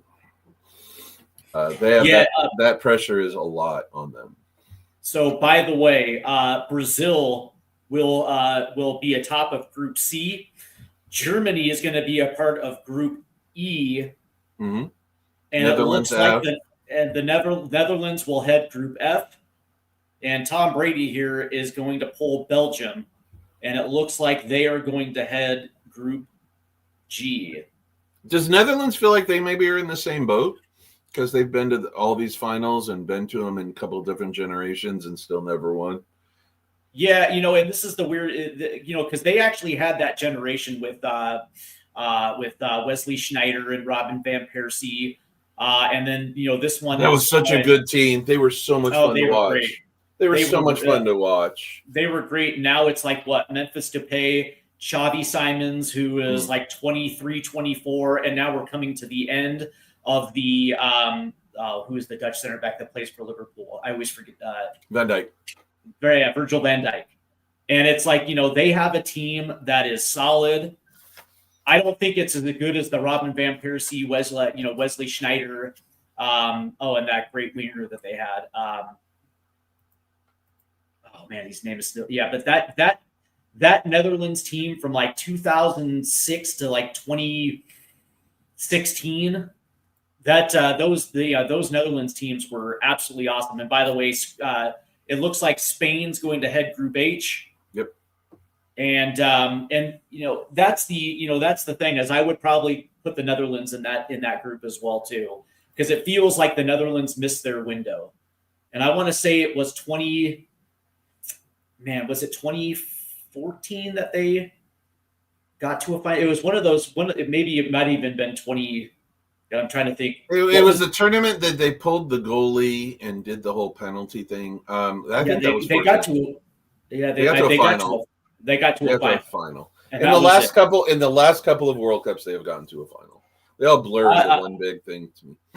Argentina hosts is the top of Group J, and France is going to be topping Group I. So now all we have is K and L, which is going to be England, Portugal. So France will hold Group We or I. Yeah, we. And then eventually, because it's grown so big, who will be Group AA and Group BB? Yeah, there's so many. Group 2A. Who doesn't like this? So here's the thing. Like I kind of fall on the ladder.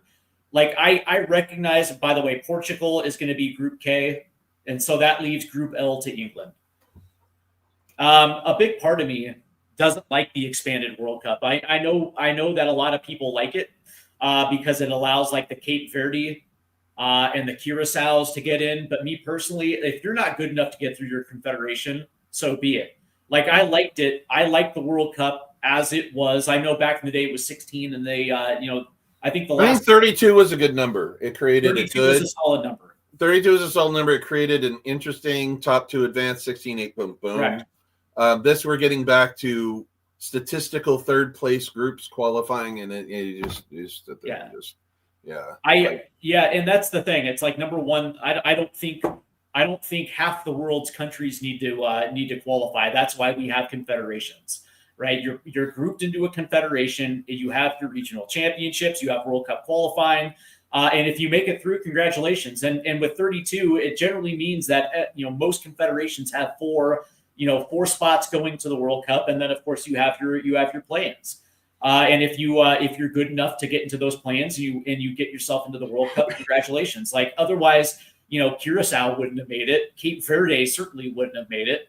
And think of how many spots Europe gets, and Italy still hasn't qualified. Like, come on, they have rolled out the red carpet for the Blue Bloods, and teams still managed not to. It was easier to excuse not making the World Cup in '94 for England when it was 24 teams. It was easier to excuse not making a World Cup when it was 16 teams in Argentina in 1978. At this point in time, you're not making a 48 team field when half of it practically is Europe. And the reasons for it, it's clear. It's not just money is a big part of it. It's also it's a pandering to the clubs to limit the amount of international windows and stuff, because of the power of club football compared to national football. There's a lot to be said for some of those factors playing into it. They want to guarantee they get the biggest faces on TV that they can, and that those things are understandable, but realistically, this is because of the whole power struggle between the UEFAs and FIFAs and clubs and Champions Leagues and Premier Leagues. The tug of war for players for appearances, for what is an absurdly crowded, unhealthy calendar of how many matches top tier players are playing, are all factors in it. I mean, the Sounders played 50 like this year. Yeah, they played a certain amount. I understand this is about money, and it's an opportunity for smaller nations to cash in. I get it, and so from that standpoint, I'm actually okay with that. What I don't like is the commercialization of the World Cup. I know that FIFA wanted to do this every 2 years instead of every 4, and I actually think that's going to end up happening sooner rather than later. I can see a situation where the World Cup gets knocked down to 2, but I really can. And by the way, it looks like pot 2 is about to get drawn. So it looks like we're actually getting to the meat of the draw now that the rest of pot 1 has been announced, as they were announcing the teams for pot 2. You mentioned Brazil, and that's an interesting one because Brazil, whether Brazilians like to hear this or not, their national team, again, it almost feels like it's Mexico, where for whatever reason, even though the Brasileiro, their top flight is still one of the best. It's good football if you get a chance to watch them. Just as a neutral observer, put on a Brazilian league match if you catch one.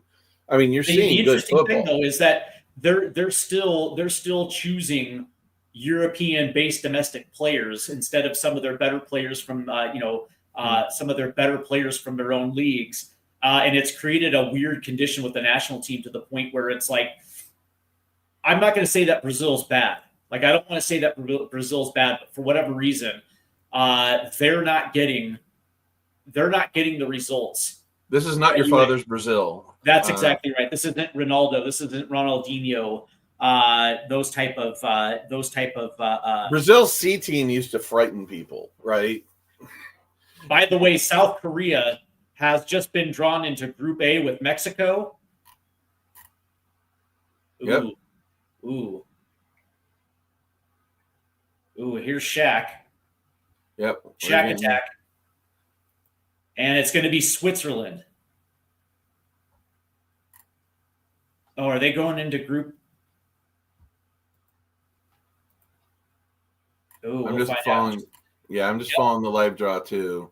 So and they're going into Group B with Canada. So that will be the nicest group of all time in the World Cup. Here's the Shaq attack again. And he's having trouble getting that ball open. Those are some big hands, man. Everything's good. Just Morocco. Open. Please, your God, Group C. Please, your God, Group C.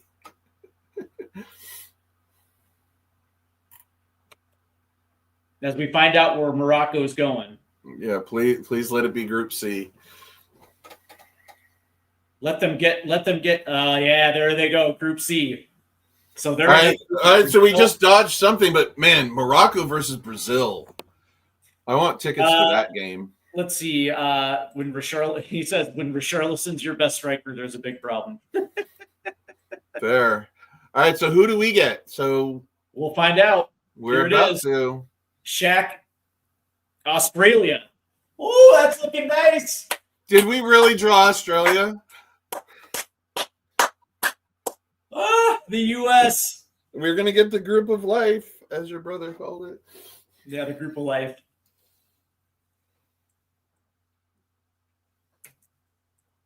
That's so great. Oh, boy. Oh, interesting. By the way, am I going to go back to Seattle for the World Cup and see the U.S. men's national team take on Australia? That seems, you have a 1 in 3 chance, I think. But we might be able to figure that out from the, the A1, the D1, D2. Yeah. Ecuador goes into Group E with Germany. Okay. And it looks like we're going Group F. Japan. And it looks like Carlson Blue here said this is Kane's last tournament. And he goes on and says, England haven't had a world-class keeper since David Seaman, won't win anything until that changes. So there's no love for Jordan Pickford. Well, I mean, you can get by with okay goalkeeping, but you can't get by with adventuresome goalkeeping, right? Like, you don't necessarily have to have the best goalie, but you can't have someone who terrifies you back there because your defense has to play different. So if you don't have a goalie that you trust, that is a problem. So, Someone yeah. like Matt Turner. Yeah. I mean, think of the luxury the U.S. had. I mean, we're doing this. We can banter. From 90 till 14, we failed in 18. It was Miola, Keller, Friedel, Howard. Right. I mean, yeah, like we had a who's who. I mean, Miola had his flaws, but he was a big game keeper, and he was a big save, tough hombre. Well, let's see. Keller and Friedel and Howard were long-time Premier League starters, like top-tier, top-flight starters in Europe. Keller started in the Premier La Liga and Bundesliga. Friedel's run there was great. Howard's long run in the Premier League. We had first-choice Premier League, top-tier team, first-choice keepers, and we don't have that right now. That is a problem.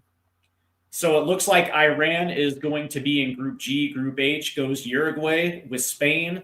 Senegal goes into Group I with France.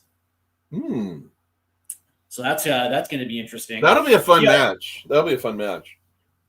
Oh, without a doubt. What I will say about England before we get back to the U.S. keeper, the interesting thing about it is there are a good plethora of English keepers at the top flight in England. That it's weird that England keeps going back to Jordan Pickford, who I like Jordan Pickford. I think he's a solid keeper. But that being said, it's like, is he? You wonder if they can do better, because I think Newcastle there had Nick Pope for a while, who was called up. It's weird because there seems to be one of the biggest issues with England is the fact that, when I look at it, they still haven't figured their left back situation. They could probably do with a better keeper, and for whatever reason, I just feel like England's is a little imbalanced. Yeah, looking back at that U.S. thing, and this gets back to we talked a little bit. I'm like, Yeah, I mean, Miola. I remember watching Miola in Rome. 94. In 90. Yeah, 90. When we nearly pulled off a shock draw in Rome. Miola, gave up an early goal, was a good goal. Got a penalty. They clanked the woodwork, but he was good there at that game. And when he got settled in, and that game inched along, Bruce Murray nearly scores a tying goal on Zanga. All of a sudden, we almost shocked everybody with that draw, and that goalkeeping mattered. You look at Keller against Brazil in the Gold Cup and things. Friedel's performance in 2002 was a big part of how we got where we got. Yeah, Howard in 2010. Yeah, I remember Friedel's performance in Copa America '95. Yes. In that shootout against Mexico. By the way, Croatia just landed in Group L with England. By the way, Colombia is in Group K with Portugal, and Austria is in Group J with Argentina. Right. So, all right. So yeah, that's interesting because 90 and 94. 90, that was Bruce Murray, Paul Caligiuri. Caligiuri Murray and Caligiuri actually scored goals in that. Like, the U.S. actually got a couple of goals in that tournament. Murray scored on Austria, Caligiuri scored on the Czechs. And then Tony Miola was the starter in 90. Yeah. He was again the starter in 94. But that team had like an average age of like 22. I mean, Gansler intentionally brought the young guns. College kids. And he hit. That was Ramos, Harks, Winalda, Balboa. He hit with his choices. That young core of players all had nice careers, and he hit with a lot of that. That's right. That's right, because Winalda didn't hit the national team until 91. No, was a he part of got the- red carded in the Czech game. Oh, there you go. Okay, he was a part of it. That's right. 'Cause I Yeah, remember well, the 91 not for Gold- long. Not for long. I remember him in the 91 Gold Cup. Yeah. So he was a part of the 90 squad. 94, Miola was still keeper. Mhm. And that's when we got Kobe Jones, Mhm. Ernie Stewart, Dooley. Dooley. That's right. Yep.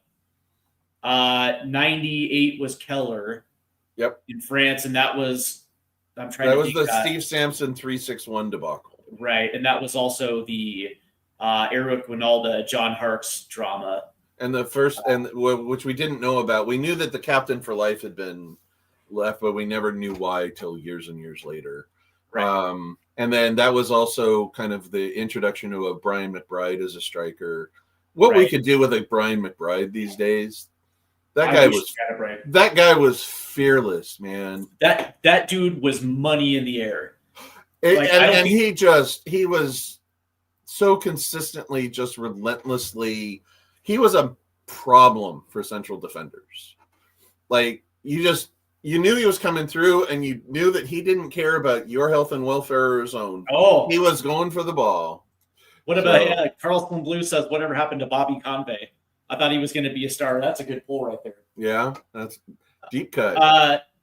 2002 was that was still Keller, right? 2002. No, Friedel got the start in 2002, and that was the team though that benefited from Claudio Reyna and Johnny O'Brien and young Landon Donovan, and then they had McBride up top. They had Tony Sana, Clint coming off. Clint won, not Bocanegra. Clint two. Clint won, not Clint two. It wasn't Dempsey. It was Clint one. And then you also had like Sana on the wing. Yeah, that was team, also I think Bocanegra. Yeah, Bocanegra's a big part of that. It was the end of Agus's career. Yeah. We got a lot of DeMarcus Beasley. That had a young, Bruce in the last months and into the tournament suddenly started a bunch of young players, and it paid off. That was interesting. 06 was just a flop. We got introduced. South Africa just gets put into Group A with Mexico and South Korea. Okay. Yikes. Yikes. So it looks like the host nations have gotten some decent treatment, although Canada does have Switzerland. Yeah, 06 was who was the starting? The World Cup opener against Mexico will be South Africa and Mexico. All right, so it looks like Qatar goes into Group B. Damn it, I was kind of hoping for Qatar. Yeah, if we could have gotten Australia and Qatar, it was like, yeah, that would have been. So Canada gets Switzerland and Qatar. Yeah, because so who was the starting keeper in 06? 06 was Keller. Keller, okay. And then 10 and 14 were Howard. Yeah. It went Howard. And then 18 is the World Cup of which we do not speak. Paraguay goes into Group C with Morocco and Brazil. Which will make your brother very happy because we don't play Paraguay. Yeah. Wait a second. So Paraguay's name just gets they get drawn, pulled. But no, they go in Group D. No, because they cannot be in. Yeah, they can't be with Brazil, so they would have to go with D. So likely. So we got Australia and Paraguay. Assuming they put them in D. Yep. And that is our opening match. Yeah. So the Group D opener, I think it goes LA, Seattle, Seattle. LA starts Seattle. So Paraguay and the US in LA in the US Group D opener, I think is how that goes. Yep. And then US versus Australia in Seattle. Oh. Good seats still available. All right. And the Ivory Coast go into Group E. Do they go into E or does it bounce them back to C? No, they were put in Group E. Okay. So Group E is Germany, Ivory Coast, and Ecuador. Ooh. And it looks like Tunisia just got pulled. And I think Tunisia probably goes into C. There's the Tunisian delegate. By the way, did you see Mauricio Pochettino's facial expression when Paraguay got put into oh no, they're going Group E. I need to look that up now. Tunisia goes into Group F. Sorry. Did he wince like he sat on something? No, he looked upset. He looked really upset. Yeah. And it looks like Egypt just got pulled. The Egyptian delegate. And where are they going to get put in? Egypt. They're going to go in Group G with Belgium and Iran. That's going to be a scrappy little group. Belgium, Egypt, Iran. Ooh, I like this. Right. All right, let's see. This is the Yankee guy. Yeah, again, Tunisia couldn't play Morocco, so they can't go into Scotland. Scotland with Brazil and Morocco. Welcome back to the World Cup, Scotland. Scotland goes. Here's your prize. Brazil, Morocco, Scotland. Oh no, they go Group C. Yeah. Brazil, Morocco. Oh wow. Welcome back to the World Cup. Yeah. Oh, poor Scotland. Yeah.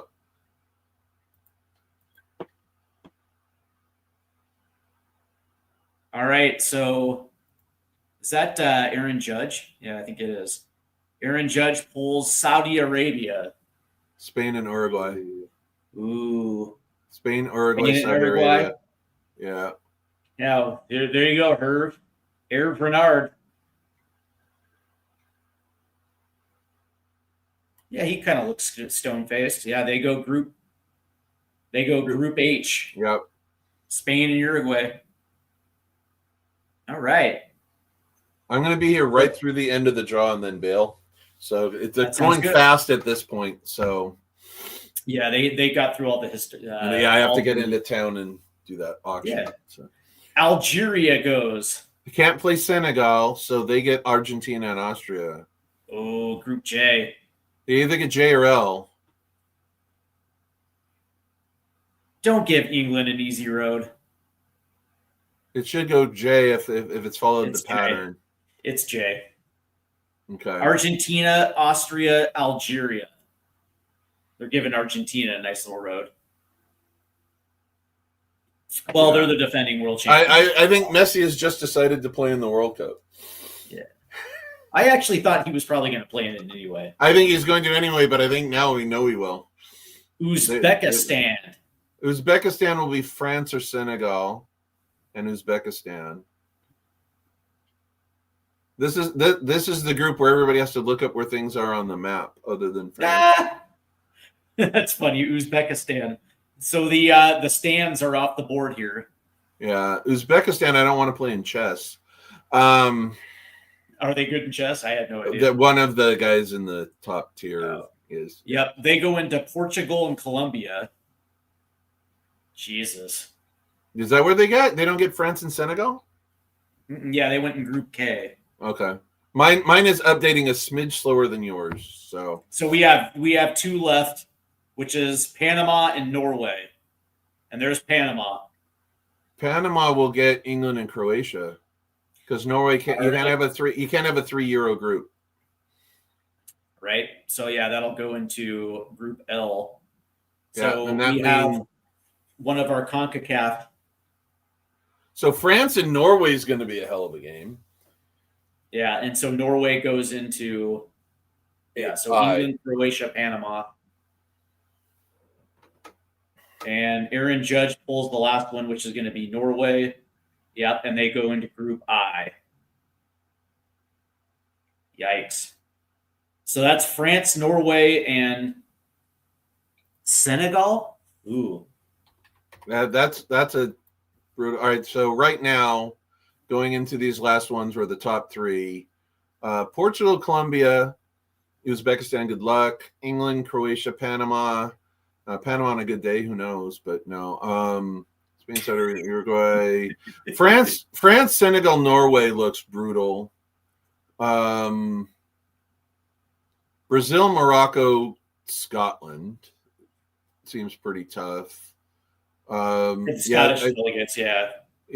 And I mean, Scotland will be a tough out, but I don't know that they can beat. Well, I mean, maybe Brazil really is still.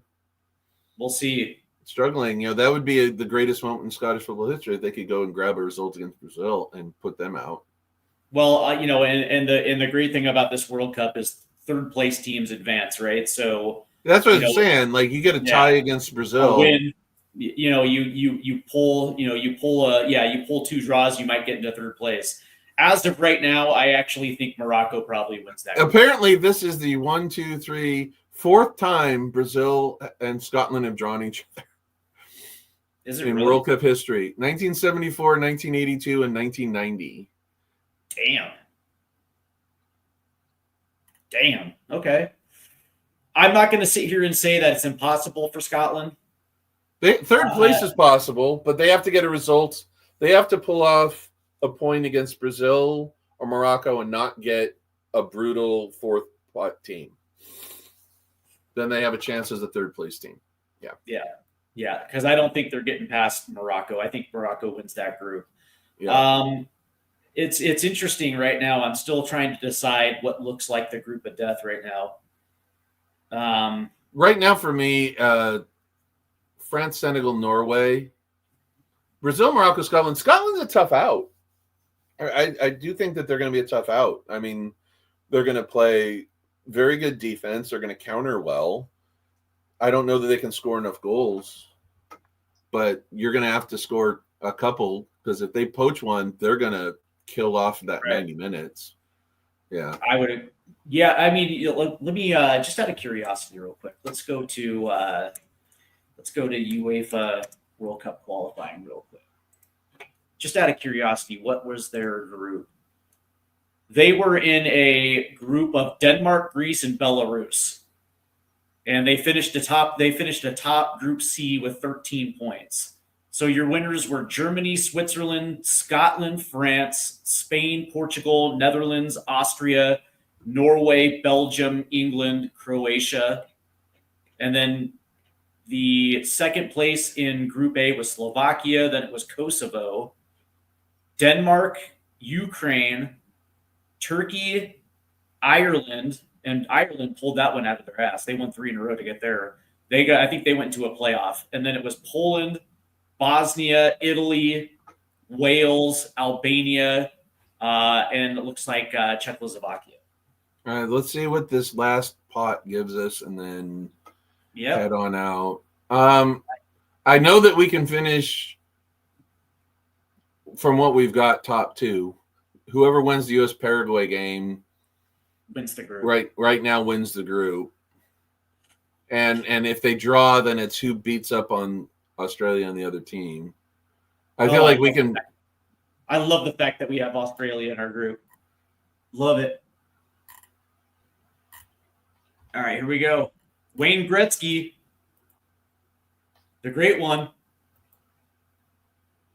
And he pulls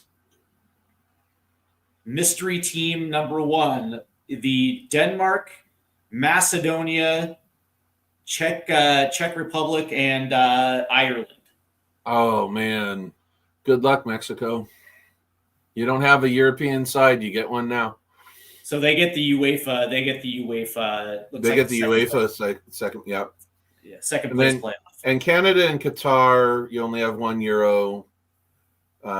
So they can theoretically grab it too. The U.S. doesn't have a Euro team, so yeah, that's a good point. And by the way, so Group A looks like it's tailor-made for Mexico.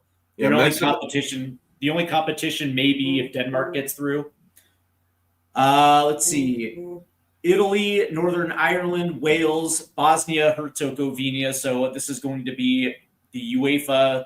Looks like the UEFA first the first selection of playoffs. So this is going to be playoff A, and that's going to go in Group B with Canada, Qatar, and Switzerland. Right. Interesting. So we don't inadvertently pull like Italy. So Group C and D also doesn't have a European. Scotland. Oh yeah, Scotland. That's right. Yeah, you're right. Scotland. Haiti. Well, we can't get them, so Can't get them. And Brazil. Yep, they can go with Brazil and Morocco. So yep. Yeah. So Haiti gets Brazil, Morocco, and Scotland. All right, we can't get Curacao. Correct. All right, let's go New Zealand. Well, and Australia is not technically Oceania anymore, so we can actually have Australia and New Zealand in our group because they've joined Asia. So Wayne Gretzky has just pulled Curacao. They're not going to go in Group D. Nope. Congratulations to Curacao, by the way. Yes. Do we know where everyone's playing to, or just the groups? The schedule. By the way, Curacao goes into Group E. Yeah, the schedule for group play is already out as well too, and then we'll know the teams as soon as this draws over. USA plays Paraguay in the opener, Australia probably in Seattle, and then the third match in LA against whoever comes out of the pot now. I don't know that I'm Wayne Gretzky polls Iraq, Slovenia, Suriname. Well, we can't get Suriname. Correct. So we technically shouldn't be assigned that team because it potentially could violate that. So that'll probably go to F. Group F. I think it has to go to Group F. Because we could potentially then have a CONCACAF team. AK Shags, who I like, by the way, says the Swiss are underrated. Yeah, they're always going to give it. They're going to give you. By the way, that went into Group I. Did it? There's got to be. Yeah, there's probably because of a mix of you can't have like two South American teams, and there's a CONCACAF team and another Asian team. So we're not going to get two Asian teams because Australia is in Asia these days. And it looks like Cape Verde just got pulled. That means we get Cape Verde. We get the Blue Sharks. Yep, we have no European side if that's the case. Unless we have to get a European team because of volume. Group D. They go into Spain. God damn it. They go into Group We don't A. have a UEFA team, and they have to filter all those. So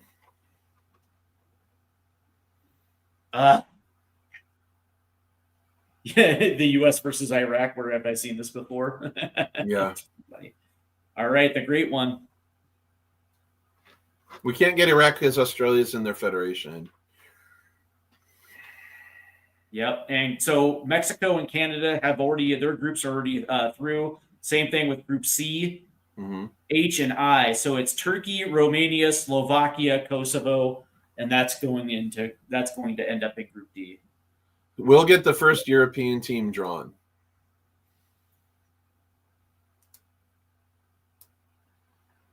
Yeah, that's going into Group D. So yeah, the winner of this one. So we have whichever team comes out of the UEFA qualifier. Yeah. And there it is. They're going into Group D. So whoever wins playoff C in UEFA will face the US, Paraguay, and Australia. Oh.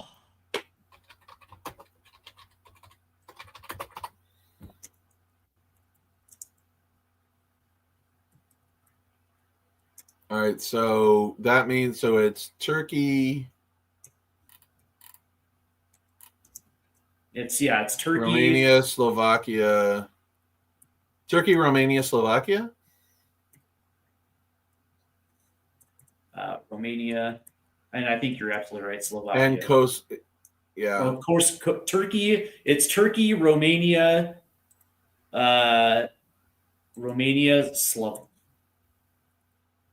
Turkey, Romania, Slovakia, and Kosovo.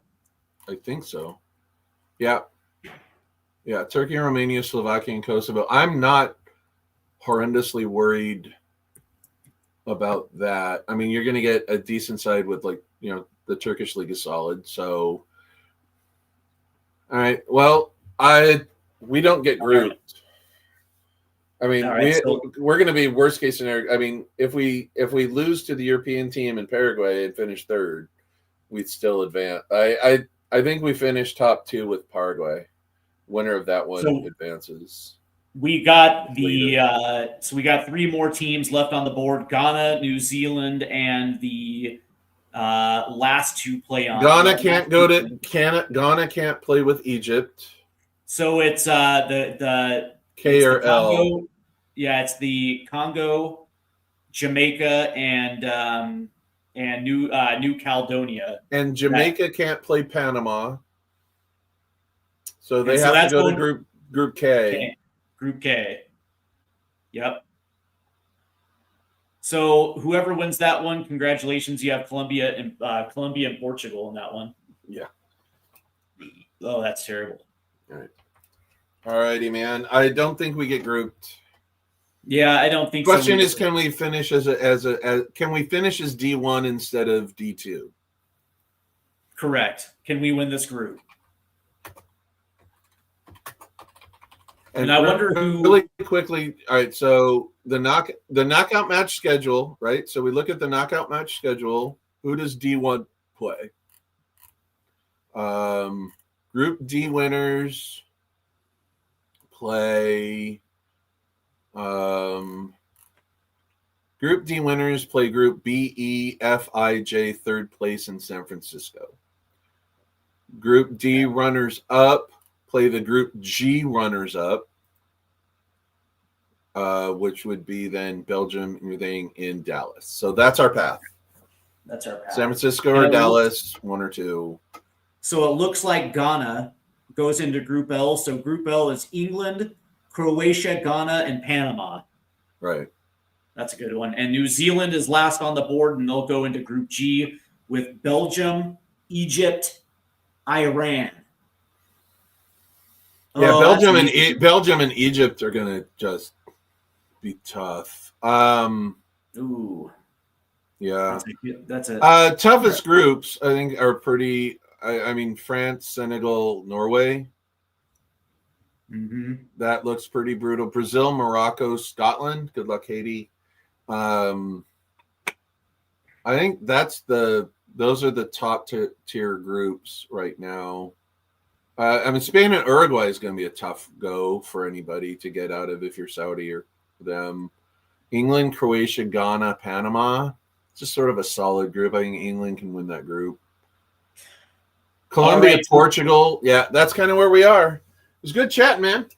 Yeah, and just to recap for those that are tuning in, Group D is the United States, Australia, Paraguay, and the UEFA playoff C, which is either going to be Turkey, Romania, Slovakia, and Kosovo. I would say that this group here is conducive for the U.S. to get through. I think we're good enough to win it.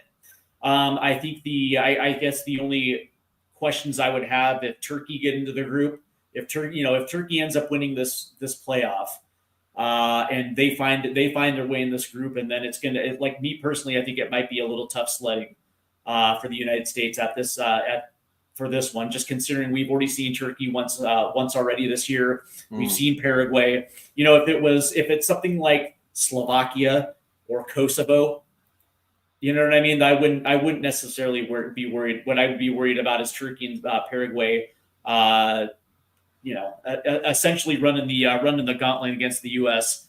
And then maybe we're playing for second, possibly third. Things can go, things have a tendency to go a little crazy for the U.S. But that being said, as of right now, it looks like a pretty conducive group. I would say that Group A for Mexico has a better group, and potentially Group B with Canada, depending on the UEFA playoff there. Right. I'm looking at Group C: Brazil, Morocco, Scotland, Haiti. That's an interesting group.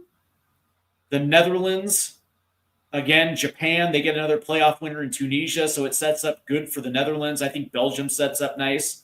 Spain sets up nice, even though they got Uruguay. Germany sets up nice. So if we win the group, we get the third place teams from kind of that middle B, E, F, Right. that's what, so if we win the group, we get a third place team.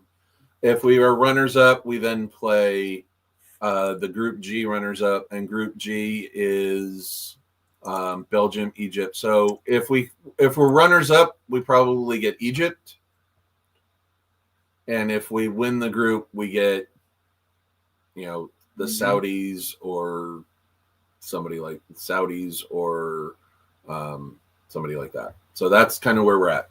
So good chatting, man. We'll talk again soon. Sir. Absolutely. I'm going to stay on for just a few more minutes as we wrap this up. Jeff, I want to say thank you for coming in. We'll try to get you on after the MLS Cup as we go through the 2025 season and set the tone for the upcoming 2026 season. See you soon. All right. Take care. All right, guys. So we are now finished with the World Cup draw. As I'm trying to find an updated draw real quick, so I can have that on for you. Let's see. Here we go.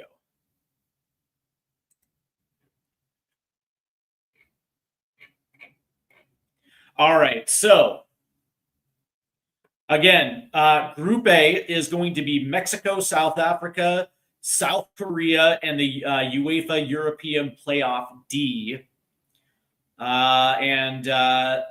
Of course, let's go to, and I'll get to those playoffs in just a second. Group B is going to be Canada, UEFA Playoff Group A, Qatar, and Switzerland.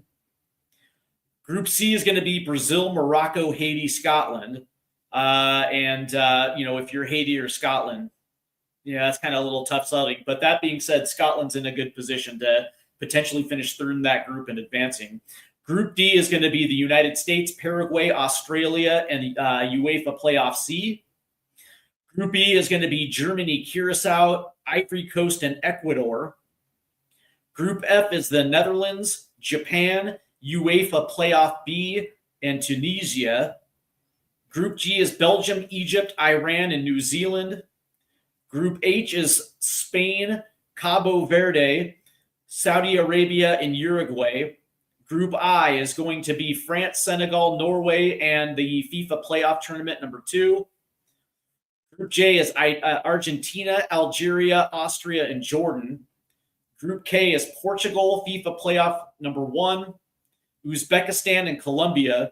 And Group L is England, Croatia, Ghana, and Panama. So from that group, I would say that,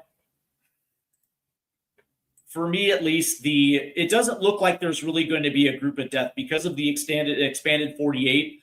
They're just it seems like the pot A, the European heavies are the ones that I would say are the ones that have been favored here. I would say of the host nations, I would think that maybe Mexico probably has the better of the three with South Africa. Now, granted, they do have South Korea, but it's going to be interesting to see who's coming out of playoff D in UEFA. It depends on where that falls. Canada is going to get the UEFA playoff A. They do get Qatar, so there's going to be an opportunity for a potential 3 points, but they also get Switzerland. And then, of course, the United States does have Australia, so that's nice. But again, if it ends up with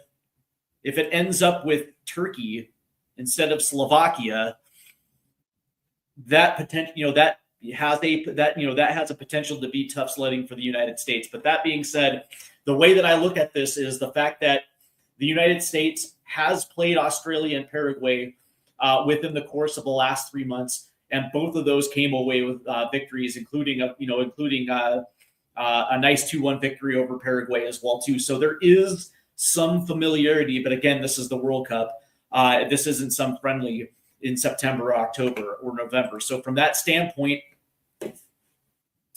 I mean, I like the group. It's not, it's not the group of death of 2014. I think it's a little bit better. I think it's a little bit more conducive than what we saw in World Cup 2022. So from that standpoint, I like our opportunity. Now the question is whether the United States is going to be in a position to win that group. It's going to be interesting. It's going to depend on depth. I'm going to say that. And I'm also going to say the attitude in which we come into those specific games, right? Because again, you would think that it's a World Cup, but that being said, the United States has not, like, let's be real. The last year and a half has been absolutely dreadful. We have taken a nosedive since World Cup 2022. Now it looks like we're rebounding. But that being said, we have no idea exactly how this team is showing up in March, and then also our pre-World Cup, our World Cup send-off. So it's like, I mean, I would love to say that we're going to win the group. That's what I would love to say. But that being said, there's so many different things at play. There's so many moving parts that it's hard for me to say yes. Do I think we advance? Yes. That's what I will say. I think we're playing 2 matches in LA and 1 in Seattle. So from that standpoint, we're in good environments for the U.S. And I think the last time that we played in Southern California in a World Cup, it was conducive for us. So I think we're going to have the support in both cities. And so from that standpoint, I'm not worried about that. It's like if you're a U.S. fan, you're paying attention to that, to that UEFA playoff, because seriously, the last team you want is Turkey. That is the last goddamn team you want.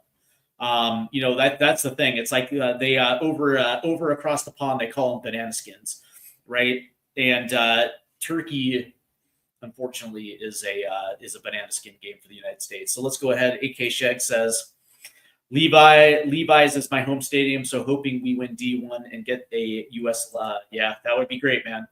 That's right. They are hosting a knockout round right there at Levi's Stadium. Who does Paraguay have? Are you really that worried about them? Paraguay has Miguel Almiron. Let me pull up their. Let me go ahead and pull up the roster real quick. The Paraguayan national football. They got Julio Enciso.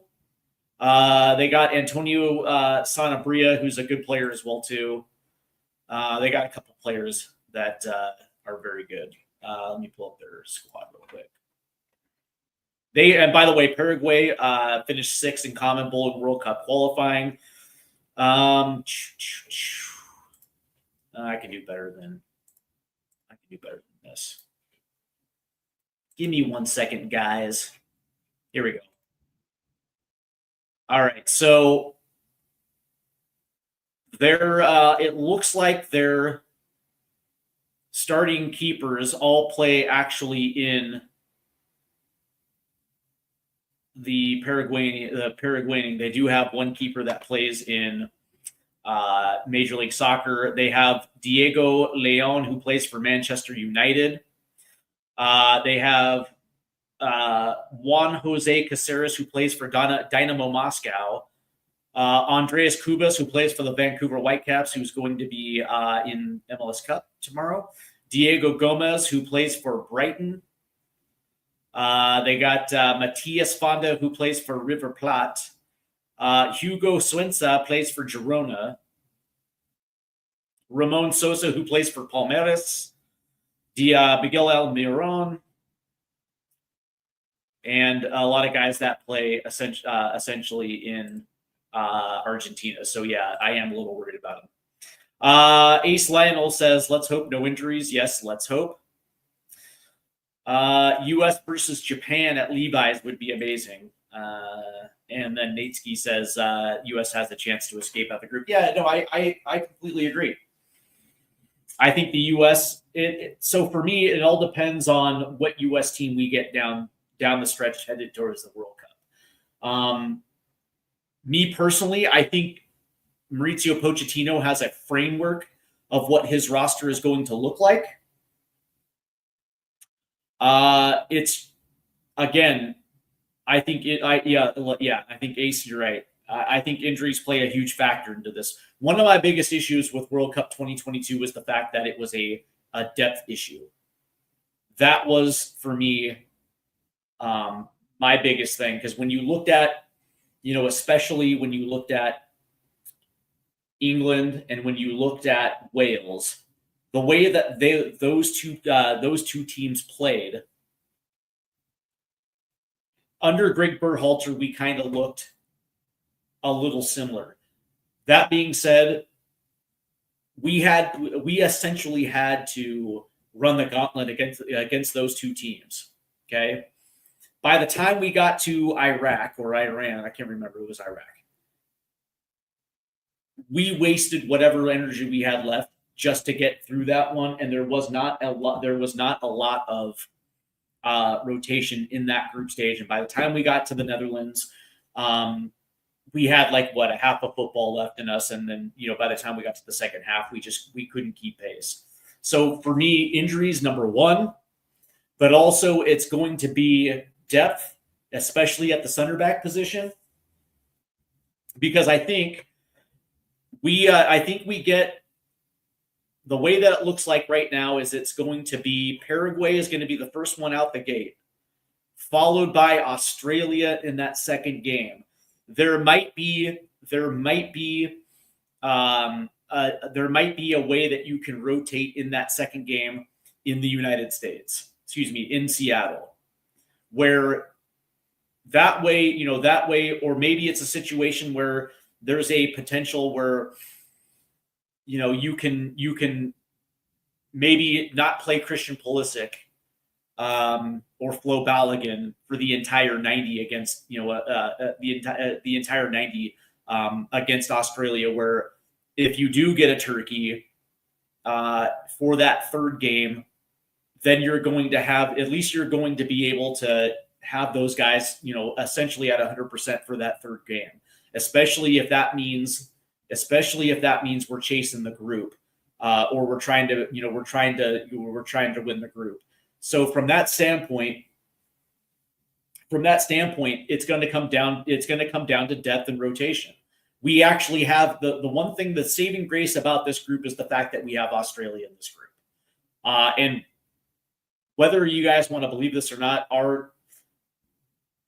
I don't want to use the term B team because I don't think that's accurate, but the guys that are going to be 15 through 26 on this roster, we're going to be deep enough where we can potentially not necessarily use our starters against Australia. I'm not talking full rotation. I'm talking at key positions, to the point where we're going to be able to still get a result against Australia and put ourselves in a position where we can go full strength in that third game, especially if it means the difference between 1 and 2. So that's the saving grace about the group, is the fact that Australia is in it. Now, things change if we lose to Paraguay right out the gate. Things desperately change, because that means we're going to have to beat Australia in that second game. And then who knows exactly how that third. So you set up strong for game one, and you hope for the best. But again, the saving grace is the fact that we have Australia. But that being said, stranger things have happened. If Slovakia or Romania or Kosovo find their way through, then it absolutely doesn't matter at all. Because again, the U.S. is probably going to be good enough to knock off Slovakia. By the way, so this is where let's go ahead and do this really quick before I get out of here, because I do have another show coming on in an hour. According to the ELO rankings, the United States right now is ranked 34th in the world. Okay, Turkey right now is rated 15th in the world. Paraguay, by the way, is number 21. Let's see. It was Serbia. Kosovo is ranked number 42. Slovakia is ranked number 47. And what was it? Serbia? What was that last one again? Jesus. Romania. Okay, that's cool. And Romania, by the way, is number 53. So obviously, the last team you want in your group is Turkey, man. That might be the one. That might be the one that undoes us. Because let's understand, right? Let's understand exactly the reality of where we are coming in. Is the fact that there was no World Cup qualifying. We didn't have to go on the road. We picked and choose our opponents. We picked and choose the conditions in which we played them. And that is, unfortunately for me, it doesn't necessarily set you up for a successful World Cup because you have not been tried and tested. And again, what's funny is Jeff said this earlier, and he's absolutely right. It's the fact that CONCACAF is not the best confederation in the world, but having to go through the hex, having to go on the road and finding results, it gets you ready. It gets you ready for a World Cup because now all of a sudden you're essentially prepared for any condition that gets thrown at you. And the fact that we didn't do it, that's sitting in the back of my mind. That is sitting in the forefront in the back of my mind for the simple fact of the matter is we have no idea how this team is going to show up. Like, I mean, we could, like in March, I think it's like what? Portugal and I think it's Portugal and something. And then in the World Cup send-offs, it's going to be Germany and somebody else. I mean, we can put ourselves in a situation where, maybe we win 2 of those matches and we look good. Maybe in the matches that we lose, maybe we look good and, we're hustling, we're fighting, all that good stuff. But the reality is it doesn't qualifying prepares you, accordingly because you actually have to get out of your comfort zone. And that's one of the biggest things that freaks me out about the U.S. is the fact that we never had to get out of our comfort zone. Even in Copa America, it was played on U.S. soil.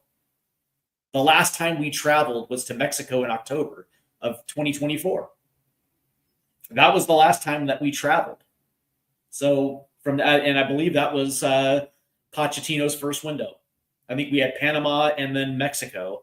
And I think after the Panama game, they sent Anthony Robinson and Christian Pulisic back. So from that standpoint, man, we have no idea. We have no idea what this team is going to look like. But again, for those that are tuning in, Group D, United States, Australia, Paraguay, and then one of those 4 teams right there from UEFA. I would like to say that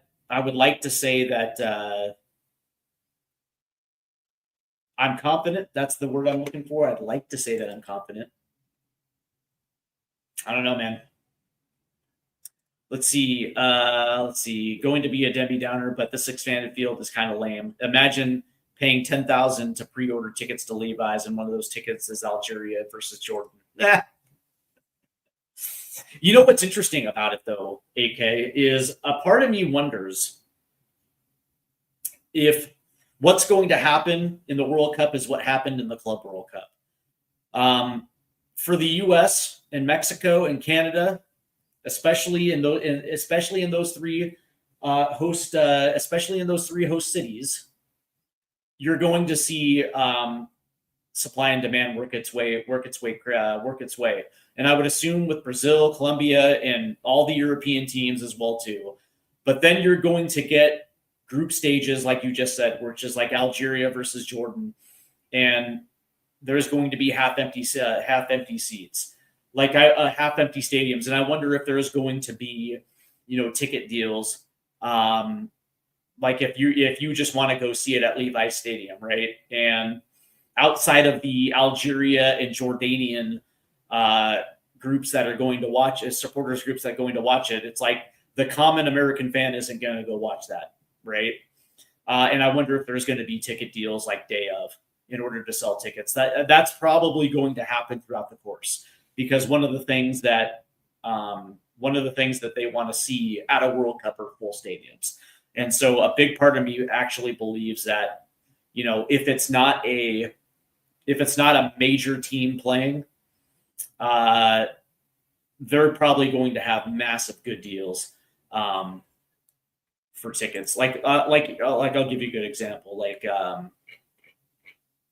Let's pull this one up, right? Where are the Netherlands at?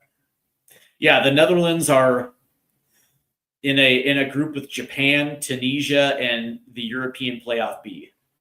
And it's going to be weird. It's like, is anybody going to, like, if the Netherlands aren't playing, it's like, I don't think anybody's going to go necessarily watch Tunisia. So I would probably assume that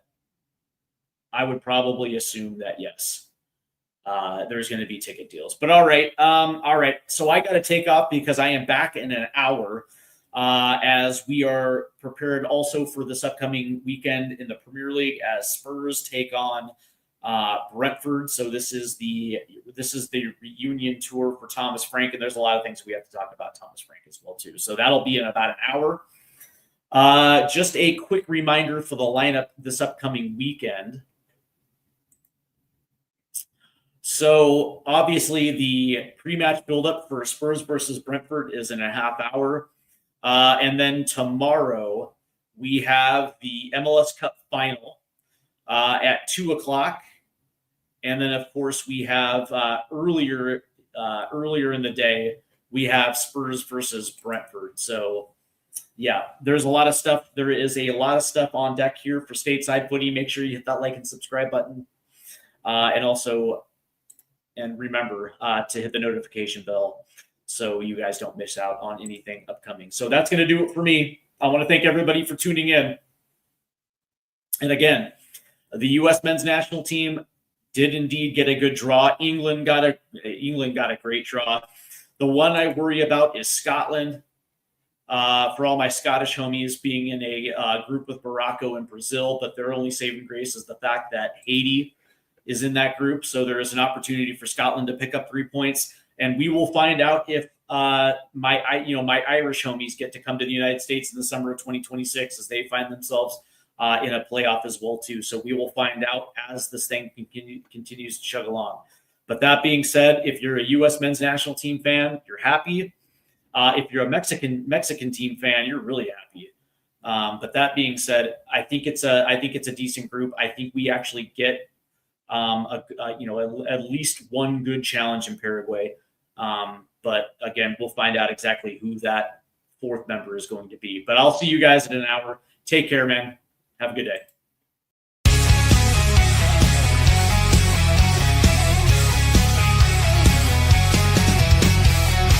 Rusted goalposts under fading skies. Tattered flags waving dreams in our